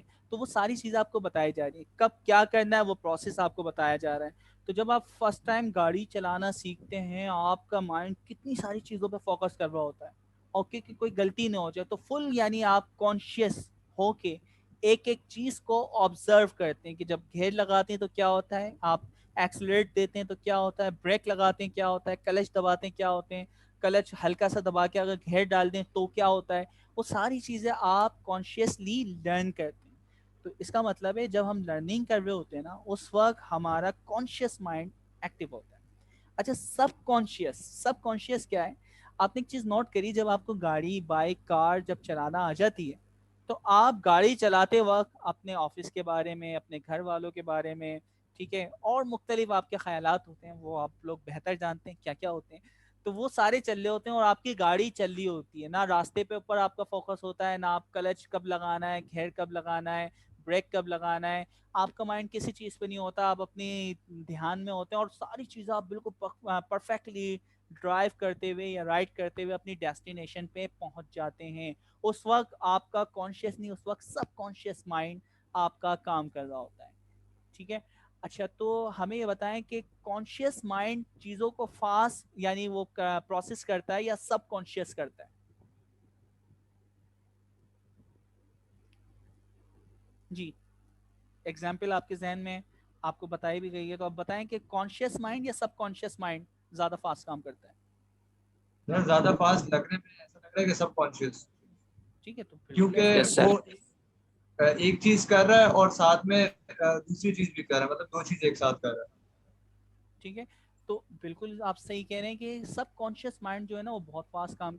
अब इसमें इस आर्टिकल में इन्होंने क्या बताया, इसने ये बताया कि भाई आप जब चीज़ें सीखते हैं ना तो कॉन्शियस माइंड आपका होता है, और सबकॉन्शियस माइंड असल में आप उन चीज़ों के पैटर्न सीख लेते हैं कि भाई ये चीज़ें हैं, इस तरह करते हैं, वो पैटर्न आपने फाइंड कर लिया। तो अब आप हर दफ़ा वो जो पुराना एक्सपीरियंस था कि घेर कैसे डालना है, कलश कैसे दबाना है, वो हर दफ़ा रिपीट नहीं होगा। आपके सबकॉन्शियस माइंड में वो उसने एक्सट्रैक्ट करके सिर्फ पैटर्न निकाल लिया। अच्छा, कोई भी नई रिक्वेस्ट आती है ना, जो भी प्रोसेस करनी होती है, वो सबकॉन्शियस माइंड के पास जाती है, वो उसके पास कोई पैटर्न होते हैं, वो उससे देख के उसको प्रोसेस कर देती है अगर उसको प्रोसेस करना होता है। और अदरवाइज अगर कोई नई चीज होती है जो उसके दिमाग ने पहले नहीं देखी, तो फिर वो आगे प्रोसेस होने के लिए जाती है कॉन्शियस माइंड के पास। अच्छा, इसकी एक और एग्जाम्पल है, आप जैसे रीडिंग करते हैं ना, तो आप लोग क्या है, सिर्फ देख के रीड करते हैं। देख के रीडिंग का मतलब क्या है, आप देखते हैं, आप रीड नहीं करते। इसका क्या मुराद है, देखिए मैं आपके सामने गलत स्पेलिंग भी लिखता हूँ ना, ठीक है, तो आप उसको फिर भी सही राइट कर लेते हैं। इस तरह की सोशल मीडिया पे बहुत सारी पोस्ट हैं, ठीक है, तो नेचुरल को मैं नेचुरल पता नहीं इस तरह करके स्पेल करके लिखूंगा, बहुत सारे लोग उसकी स्पेलिंग को बिल्कुल सही क्या करेंगे, रीड करेंगे। क्यों? क्योंकि इंसानी दिमाग देख के पैटर्न के, भाई शुरू में एन आता है, एंड के अंदर एल आता है, तो नेचुरल की ये स्पेलिंग होती है, तो आप शुरू और एंड को देखते हैं और वो पैटर्न आपने फाइंड किया हुआ और आप उसको पूरा नेचुरल पढ़ लेते हैं। और इस तरह की कोई बहुत सारी आपकी स्पेलिंग हो सकती है जो कि रॉन्ग लिखी हुई हो, लेकिन आपका दिमाग उसको फौरन रीड कर लेता है, तो वो आपका जो दिमाग होता है सबकॉन्शियस काम कर रहा होता है। तो इंसानी दिमाग कोई भी चीज जो लर्न करता है उसके पैटर्न सीख लेता है जो कि सबकॉन्शियस माइंड में होते हैं, और उस पैटर्न की बेस के ऊपर उन्हें क्विक क्या कर देता है, परफॉर्म कर देता है। तो डिजाइन थिंकिंग और पैटर्न वगैरह जो होते हैं, पैटर्न फाइंड किए जाते हैं। तो जब ये पैटर्न फाइंड हो जाते हैं, तो फिर आप बहुत सारी चीज़ों के ऊपर बहुत आसानी से काम कर सकते हैं। जैसे कि मार्केटिंग के ऊपर हमने बात की, मुख्तलिफ चीज़ों पे बात की, ठीक है। तो ये इनोवेशन करने के लिए हमें कुछ इसने एग्जाम्पल बताई कि भाई कस्टमर को जानो, अपनी इंसाइट को इस्तेमाल करते हुए उनकी प्रॉब्लम और जो भी उनकी नीड्स हैं उनको जानो। फिर उसके बाद क्या है, उनके आइडियाज़ वगैरह करो, ब्रेन स्टॉर्मिंग करो, उस आइडिया को बनाओ, फिर उसको टेस्टिंग करो। और ये 5 आपके प्रोसेस हैं जो कि डिज़ाइन थिंकिंग में ना सिर्फ आपकी डिज़ाइन थिंकिंग में इस्तेमाल हो रहे हैं, बल्कि रियल लाइफ में बहुत सारी जगहों पे हम इन्हें इस्तेमाल करते हैं और हमें करना चाहिए, ठीक है। तो आप कोई भी काम करें, कोई भी नई चीज़ स्टार्ट करें, तो बेहतर है अकेले सोच के सिर्फ एक ही बंदे की राय लेके आप 2-3 एक्सपर्ट लोगों की राय लें कि यार इसका क्या सोल्यूशन हो सकता है, और फिर आप उसके ऊपर वर्क करना स्टार्ट करें। ए बी टेस्टिंग है, तो डिज़ाइन थिंकिंग में हम इसेंशियल टूल इस्तेमाल करते हैं। ये क्या डिज़ाइन थिंकिंग इसेंशियल टूल, आ थर्ड वे, इसमें क्या क्या है। तो डिज़ाइन थिंकिंग यही वाली चीज़ है कि भाई पैटर्न वगैरह चीज़ें आपके फाइंड करना। अच्छा, फिर और डिज़ाइन थिंकिंग को ये थोड़ा और बता रहा है, देखिए साइंस है, हमें पता है कि ये फिजिक्स के लॉ हैं, ठीक है। रैशनल इन डिज़ाइन थिंकिंग, तो आपकी यानी जो भी इनके दरमियान रिलेशनशिप है, ठीक है, आप साइंस और जो भी आपके डिज़ाइन थिंकिंग वगैरह के कॉन्सेप्ट हैं, रियल वर्ल्ड, उन सबको इस्तेमाल करते हुए कोई चीज़ सोचें ना कि इसका सोल्यूशन ये होना चाहिए। अब जैसे वो ट्रक था, उस ट्रक को निकालने के लिए कोई आइडिया देता कि भाई ब्रिज को तोड़ो, ठीक है, और उसको निकाल दो। कोई बंदा बोलता है यार हाथ से पकड़ के खींच लो, निकल जाएगा, ठीक है। तो हमें फिजिक्स को भी सोचना है, ठीक है, साइंस को भी सोचना है, और फिर हम डिज़ाइन थिंकिंग वगैरह वो कॉन्सेप्ट वगैरह सोचते हुए देखेंगे कि रियल वर्ल्ड वाकई पॉसिबल भी है या नहीं। अच्छा, ये आपके पास ना क्रिएटिंग क्रिएटिव आइडियाज़, और इसके लिए पूरी पूरी आपकी क्या होती हैं, इसके लिए ब्रेन स्टॉर्मिंग सेशन वगैरह होते हैं। बल्कि पर्सोनास वगैरह, जैसे मैं एग्जांपल दे रहा था ना कि यार मुझे एक डिज़ाइन बनाना है, एक प्रोडक्ट बनाना है, तो मैं जो इसके कंज्यूमर्स हैं उस टाइप के लोगों को बुला के उन्हें हम कहते हैं पर्सोनास। उन पर्सोनास से पूछते हैं कि यार ये हमारा आइडिया है, किस तरह करना चाहिए, आप किस तरह इसको इस्तेमाल करेंगे, ठीक है, आपको क्या यानी आपके लिए क्या मुश्किल आते हैं। जैसे उसने कहा था कि नो योर कस्टमर, अपनी साइट को इस्तेमाल करो, उनकी नीड्स को जानो, उनकी प्रॉब्लम्स को जानो। तो ये हमारे सिर्फ उनसे 2 सवाल होंगे। जब वो 2 सवाल हो जाएंगे, उसके बाद हम क्या करेंगे, इसका सोल्यूशन उनसे ही पूछेंगे क्या सोल्यूशन होना चाहिए, ठीक है। फिर हम ब्रेन स्टॉर्मिंग करेंगे, यार देखो 10 बंदों ने ये बात बताई है, और हम अपने यानी इनसाइड वगैरह तमाम कंप्यूटर साइंस वगैरह इन सबको देखते हुए कि क्या चीज़ फिजिबल है और कौन सी चीज़ बेस्ट है, कौन सी चीज़ ऑप्टिमाइज है, उस एल्गोरिथम, उस प्रोसेस को इस्तेमाल करके उस आइडिया को हम क्रिएट करेंगे, उस प्रोडक्ट को बनाएंगे, उन सेगमेंट को हम देंगे, फिर उसको हम टेस्ट करेंगे क्या रिजल्ट आए। ये डिजाइन थिंकिंग का आपके पास क्या है, एक लाइफ साइकिल इसको हम कह सकते हैं। अच्छा, लाइफ साइकिल जो है ये भाई ये नॉन लीनियर है, यानी लीनियर तो एक ही होता है ना कि पहले ये करो, दूसरा ये करो, तीसरा ये करो, तो नॉन लीनियर मुख्तलिफ तरीके हैं। एम्पैथाइज, अपने कस्टमर के बारे में आप अच्छी तरह जानते हैं, empathize to help define the problem, तो हमें उनकी मैक्सिमम एम्पैथाइज, उनकी हमदर्द होना होगा, और वाकई हमें उनकी उस प्रॉब्लम का सोल्यूशन अपने आप को उनकी जगह रखते हुए सोचना होगा कि यार ये बड़ी इनको प्रॉब्लम हो रही है, इनके लिए सोल्यूशन हमें करना है, ठीक है, लाइक वो प्रॉब्लम मेरी है, ठीक है। फिर हम उस कस्टमर को डिफाइन करते हैं, मैं उनके बारे में जितनी इंसाइट होती है वो निकालता हूँ, उनकी प्रॉब्लम, उनकी नीड्स, और मेरी जो इंसाइट है, जो मेरा प्रीवियस एक्सपीरियंस है, उसकी चीजें हम निकालते हैं। अच्छा, फिर क्या होता है कि आप आगे मूव होते हैं, आइडिएट अभी आपने देखा कि ब्रेनस्टॉर्मिंग वगैरह हम करते हैं, प्रोटोटाइप हम बनाते हैं, ठीक है। अच्छा, अब देखिए यहाँ से क्या हो रहा है कि आप पूरे साइकिल के गुजर के या टेस्टिंग कर सकते हैं, टेस्टिंग में कोई मसला आया, फिर दोबारा एम्पैथाइज, भाई मुझे पता चला मैट्रिक आपने पीएचडी वाले बच्चों के लिए वो काम कर दिया, तो फिर आप कस्टमर को फिर एम्पैथाइज हो कि वाकई वो कस्टमर क्या है, उनके बारे में दोबारा जानें, फिर उसको डिफाइन करें सही से, फिर आइडिएट करें, फिर प्रोटोटाइप, फिर टेस्टिंग, ठीक है। फिर अगर सही नहीं जाना तो आप टेस्टिंग से डायरेक्टली आइडिएट पे आ जाएं। ये तो भाई कंफर्म है ना कि मेरे कस्टमर मैट्रिक वाले बच्चे, उनकी ये प्रॉपर्टी है, तो अब टेस्टिंग में हमने देखा कि अब भी रिजल्ट हमारे अच्छे नहीं आ रहे, तो फिर क्या है, आइडिएट, फिर उन लोगों को मैंने बुलाया कि अब क्या मसला है, ये हमने नया प्रोडक्ट बनाया, इसमें क्या आपको मसला आ रहा है, उस प्रोडक्ट को हमने जाना, उनकी चेंजिंग हमने मानी, और फिर हम उसका नया प्रोटोटाइप बना के फिर हम कस्टमर को देते हैं, फिर उसको टेस्ट करते हैं, ठीक है। तो ये हम मुख्तलिफ जहाज से अब प्रोटोटाइप बनाया।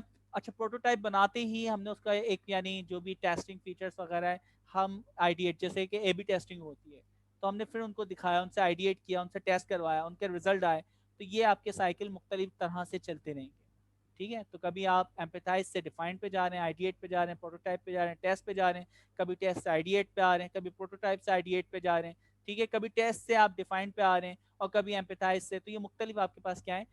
तो क्योंकि नॉन लीनियर है भाई, किसी भी मौके पे आपको जो रखे कि इस पॉइंट से मुझे इस पॉइंट पे जाना चाहिए, बैक जाना चाहिए, वापसी आपको फॉरवर्ड जाना चाहिए, तो ये आपके ऊपर है, या आप डिसाइड करेंगे। तो ये 5 चीज़ें, तो मुख्तलिफ तरह से आप इनको इम्प्लीमेंट कर सकते हैं। इस डायग्राम में किसी को कोई प्रॉब्लम हो रही है?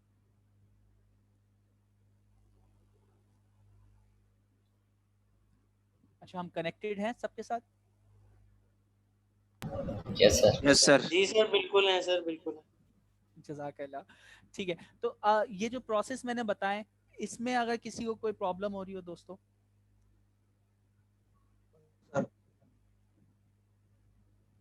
जी अहमद कुछ कह रहे हैं?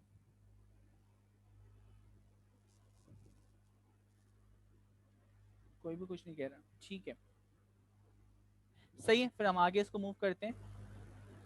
अच्छा भाई, design thinking is for everybody, भाई सबके लिए है। आप रियल लाइफ में भी हो, तो आप अपनी फैमिली के साथ हो, तो भाई अपनी फैमिली के साथ हमदर्द हो, उनको जाने, ठीक है, उनके आइडियाज़ सुने, उनके लिए प्रॉब्लम के सॉल्यूशन बनाएं, उसको आप टेस्ट करके देखें, फिर उनके जो सॉल्यूशन, तो आप अपने घर में भी हैं तो आप डिज़ाइन थिंकिंग इस्तेमाल करें, अपने दोस्तों में डिज़ाइन थिंकिंग, आप किसी इंडस्ट्री में हैं, आप नेशनल यानी कोई काम कर रहे हैं, XYZ, आप किसी भी फील्ड में हैं, डिज़ाइन थिंकिंग आपके लिए बहुत आसानियाँ पैदा करती हैं। तो डिज़ाइन थिंकिंग कॉन्सेप्ट के साथ हमें चलना चाहिए कि दूसरों के लिए आसानियाँ पैदा करें आप, ठीक है, उनके सॉल्यूशन, उनके प्रोटोटाइप। तो ये आपके पास यानी चीज़ें हैं, तो आप कोई भी इसको इस्तेमाल कर सकता है, ये मुख्तलिफ रेफरेंस वगैरह आ रहे हैं, तो ये छोटे से आर्टिकल हैं, ठीक है, और तो कोई आर्टिकल नहीं है। अच्छा, ये भी एक आर्टिकल है।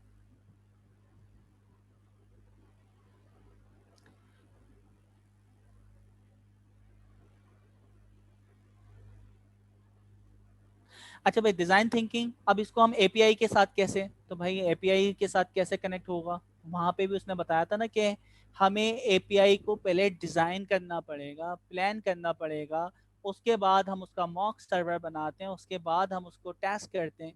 तो क्या डिज़ाइन थिंकिंग वहाँ इस्तेमाल होना चाहिए या नहीं होना चाहिए? ये जो 5 प्रोसेस इन्होंने बताए, बिल्कुल सर, होने चाहिए। ठीक है। तो इससे क्या फ़ायदा होगा, क्योंकि आपकी एपीआई आप बना रहे हैं, आप जो सर्विस दोगे वो किससे दोगे, वो एपीआई से तो दोगे। तो एपीआई के यानी जो आइट्रेशन के अंदर जो भी वो चेंजिंग बताते हैं टेस्टिंग में, मॉक के ऊपर, जो भी आप चाह रहे हैं, तो वो आप वहाँ पे एपीआई के अंदर वो चेंजिंग करते रहेंगे कि भाई इसको इंसर्ट नहीं, यहाँ पे अपडेट होना चाहिए, यहाँ पे डिलीट होना चाहिए।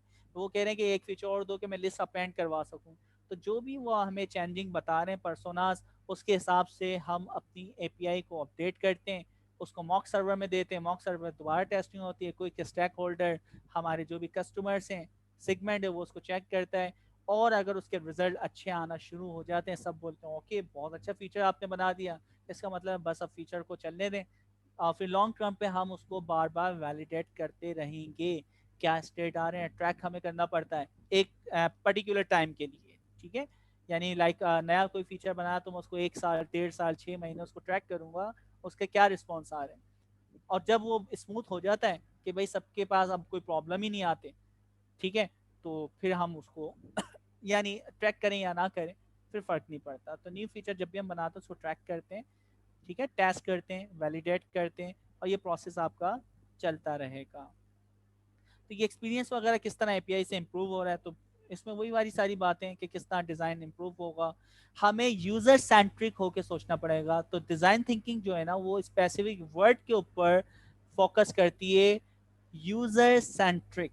यूज़र सेंट्रिक यानी मैट्रिक के बच्चे के लिए मैंने वो एप्लीकेशन बनाई है तो उसके मुताबिक ही होना चाहिए, इतना मुश्किल इंटरफेस ना हो कि पीएचडी वाला ही उसको समझ सके, ठीक है। तो यूज़र सेंट्रिक होकर तो हमें वो चीज़ें बनाना होंगी यूज़र सेंट्रिक होकर, ठीक है। एम्पैथी विद योर कोड, आपके कोड वगैरह के साथ, और क्या चीज़ें हैं, ठीक है। बस ये एपीआई के साथ या किस तरह हम इसको इंटीग्रेट कर रहे हैं और इसके क्या एक्सपीरियंस है, ये चीज़ें यहाँ पे डिस्कस हुई। तो यहाँ तक प्रीवियस जो हमारे आर्टिकल्स वगैरह, इनमें कोई आप लोग का सवाल हो दोस्तों? अच्छा, एक इम्पॉर्टेंट चीज़ इस आर्टिकल के अंदर जो एंड के अंदर या कलेक्शन वगैरह आपकी ये सारी चीज़ें ना, ये आप खुद करने की कोशिश करिएगा, ठीक है, क्योंकि सारी चीज़ें आपको आती हैं, क्या डॉक्यूमेंटेशन कैसे होती है, कलेक्शन की डॉक्यूमेंटेशन कैसे होती है, मॉक सर्वर कैसे बनता है, उसकी टेस्टिंग वगैरह, तो ये सारे काम इसने प्रोसेस बताए हुए, तो एक एक करके आप कर लिएगा। ये आप लोग की टास्क होगी इस वीक। अब आप लोग का कोई सवाल? यहाँ पर सर मैं एक बात ऐड करना चाहूँगा कि मेरे ख्याल से ये जो चीज़ें हैं ना, ये चीज़ें हर सब्जेक्ट के साथ और हर एजुकेशन इंस्टीट्यूट को पढ़ानी चाहिए। हमारे पास इंडस्ट्री में इन चीज़ों की बहुत लैकिंग है। सही है सर, बिल्कुल ऐसा ही है। इसलिए हम सर्जिया ने ये जो 2021 वाला बनाया है, हमारे जितने भी कोर्सेज होंगे तो उसमें ये इनिशियल वाली जो हम चीज़ें कर रहे हैं ना, ये सारी चीज़ें उसमें होंगी। एपीआई डेवलपमेंट वाला काम तो आप हमारे किसी भी यानी कोर्स में आएंगे तो एपीआई डेवलपमेंट तो लाजमी सीखेंगे, ठीक है। तो अच्छी सजेशन जी। और कोई कुछ कहना चाहेगा, सजेशन देना चाहेगा, एक्स वाई जी, चाहे सवाल हो, कोई सजेशन हो, मौत बाना गुजारिश हो, एक्स वाई जी, आप जो भी कहना चाह रहे हैं।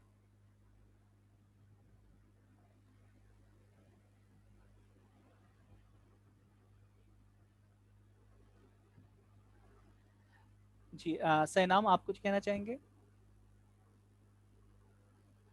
नहीं सर, माशाल्लाह बहुत अच्छा समअप हो गया। लेट्स सी कि अब कोई सवाल नहीं है तो हम बस कंक्लूजन भी आपने कर दिया है।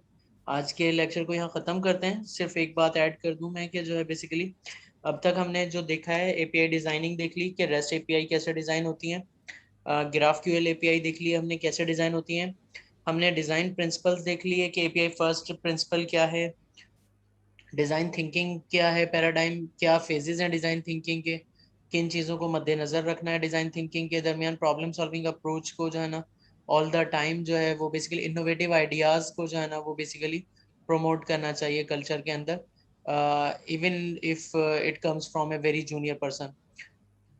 दूसरा ये कि आज जो है ना जो सर ने ग्रुप पे बताया था कि आज जो है बेसिकली एपीआई डिजाइनिंग और डेवलपमेंट वाला सेक्शन जो है वो सम अप हो रहा है। अब इंशाल्लाह नेक्स्ट सेक्शन जो होगा, नेक्स्ट सेशन लेट्स सी, अभी तक एक प्रिलिमिनरी बात की थी सर ने, अभी तक कंफर्म नहीं है, लेकिन मोस्ट प्रॉब्ली अगला सेक्शन जो है वो ग्राफ डेटाबेसेस के ऊपर होगा कि जो बेसिकली जो हायरार्किकली कनेक्टेड नोड्स हों, डेटा सेट्स हों, डेटा पॉइंट्स हों, उनको रिलेशनल या नॉन रिलेशनल डेटाबेसेस में जो है नॉर्मल डेटाबेसेस में रखना जो है वो इकोनॉमिकल नहीं होता in terms of resource usage और कंप्यूटेशन।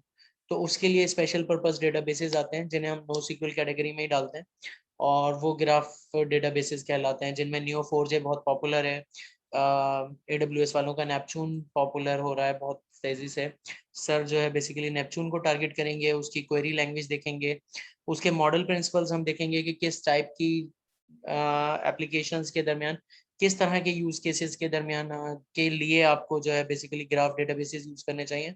एक बात याद रखिएगा, scalable solutions demand very innovative ideas, और इसके अंदर हाइब्रिड डेटाबेसेस के ऊपर आप काम कर रहे होते हैं। हो सकता है कुछ डेटा ऐसा हो जो आपके SQL में रखा हुआ हो, रिलेशनल डेटाबेसेस में रखा हो, कुछ डेटा ऐसा हो जो डॉक्यूमेंट बेस्ड डेटाबेसेस में, जैसे DynamoDB है, MongoDB है, Couchbase है, इनमें रखा हो। बहुत सारा डेटा हो सकता है आपका बेसिकली की वैल्यू स्टोर्स जो इन मेमोरी डेटाबेसेस होते हैं, जैसे रेडिस है, मैमकैच्ड है, जो बहुत बहुत फ्रीक्वेंट चाहिए और बहुत फास्ट चाहिए, वो आप जाहिर सी बात है इन मेमोरी डेटाबेसेस में रखेंगे।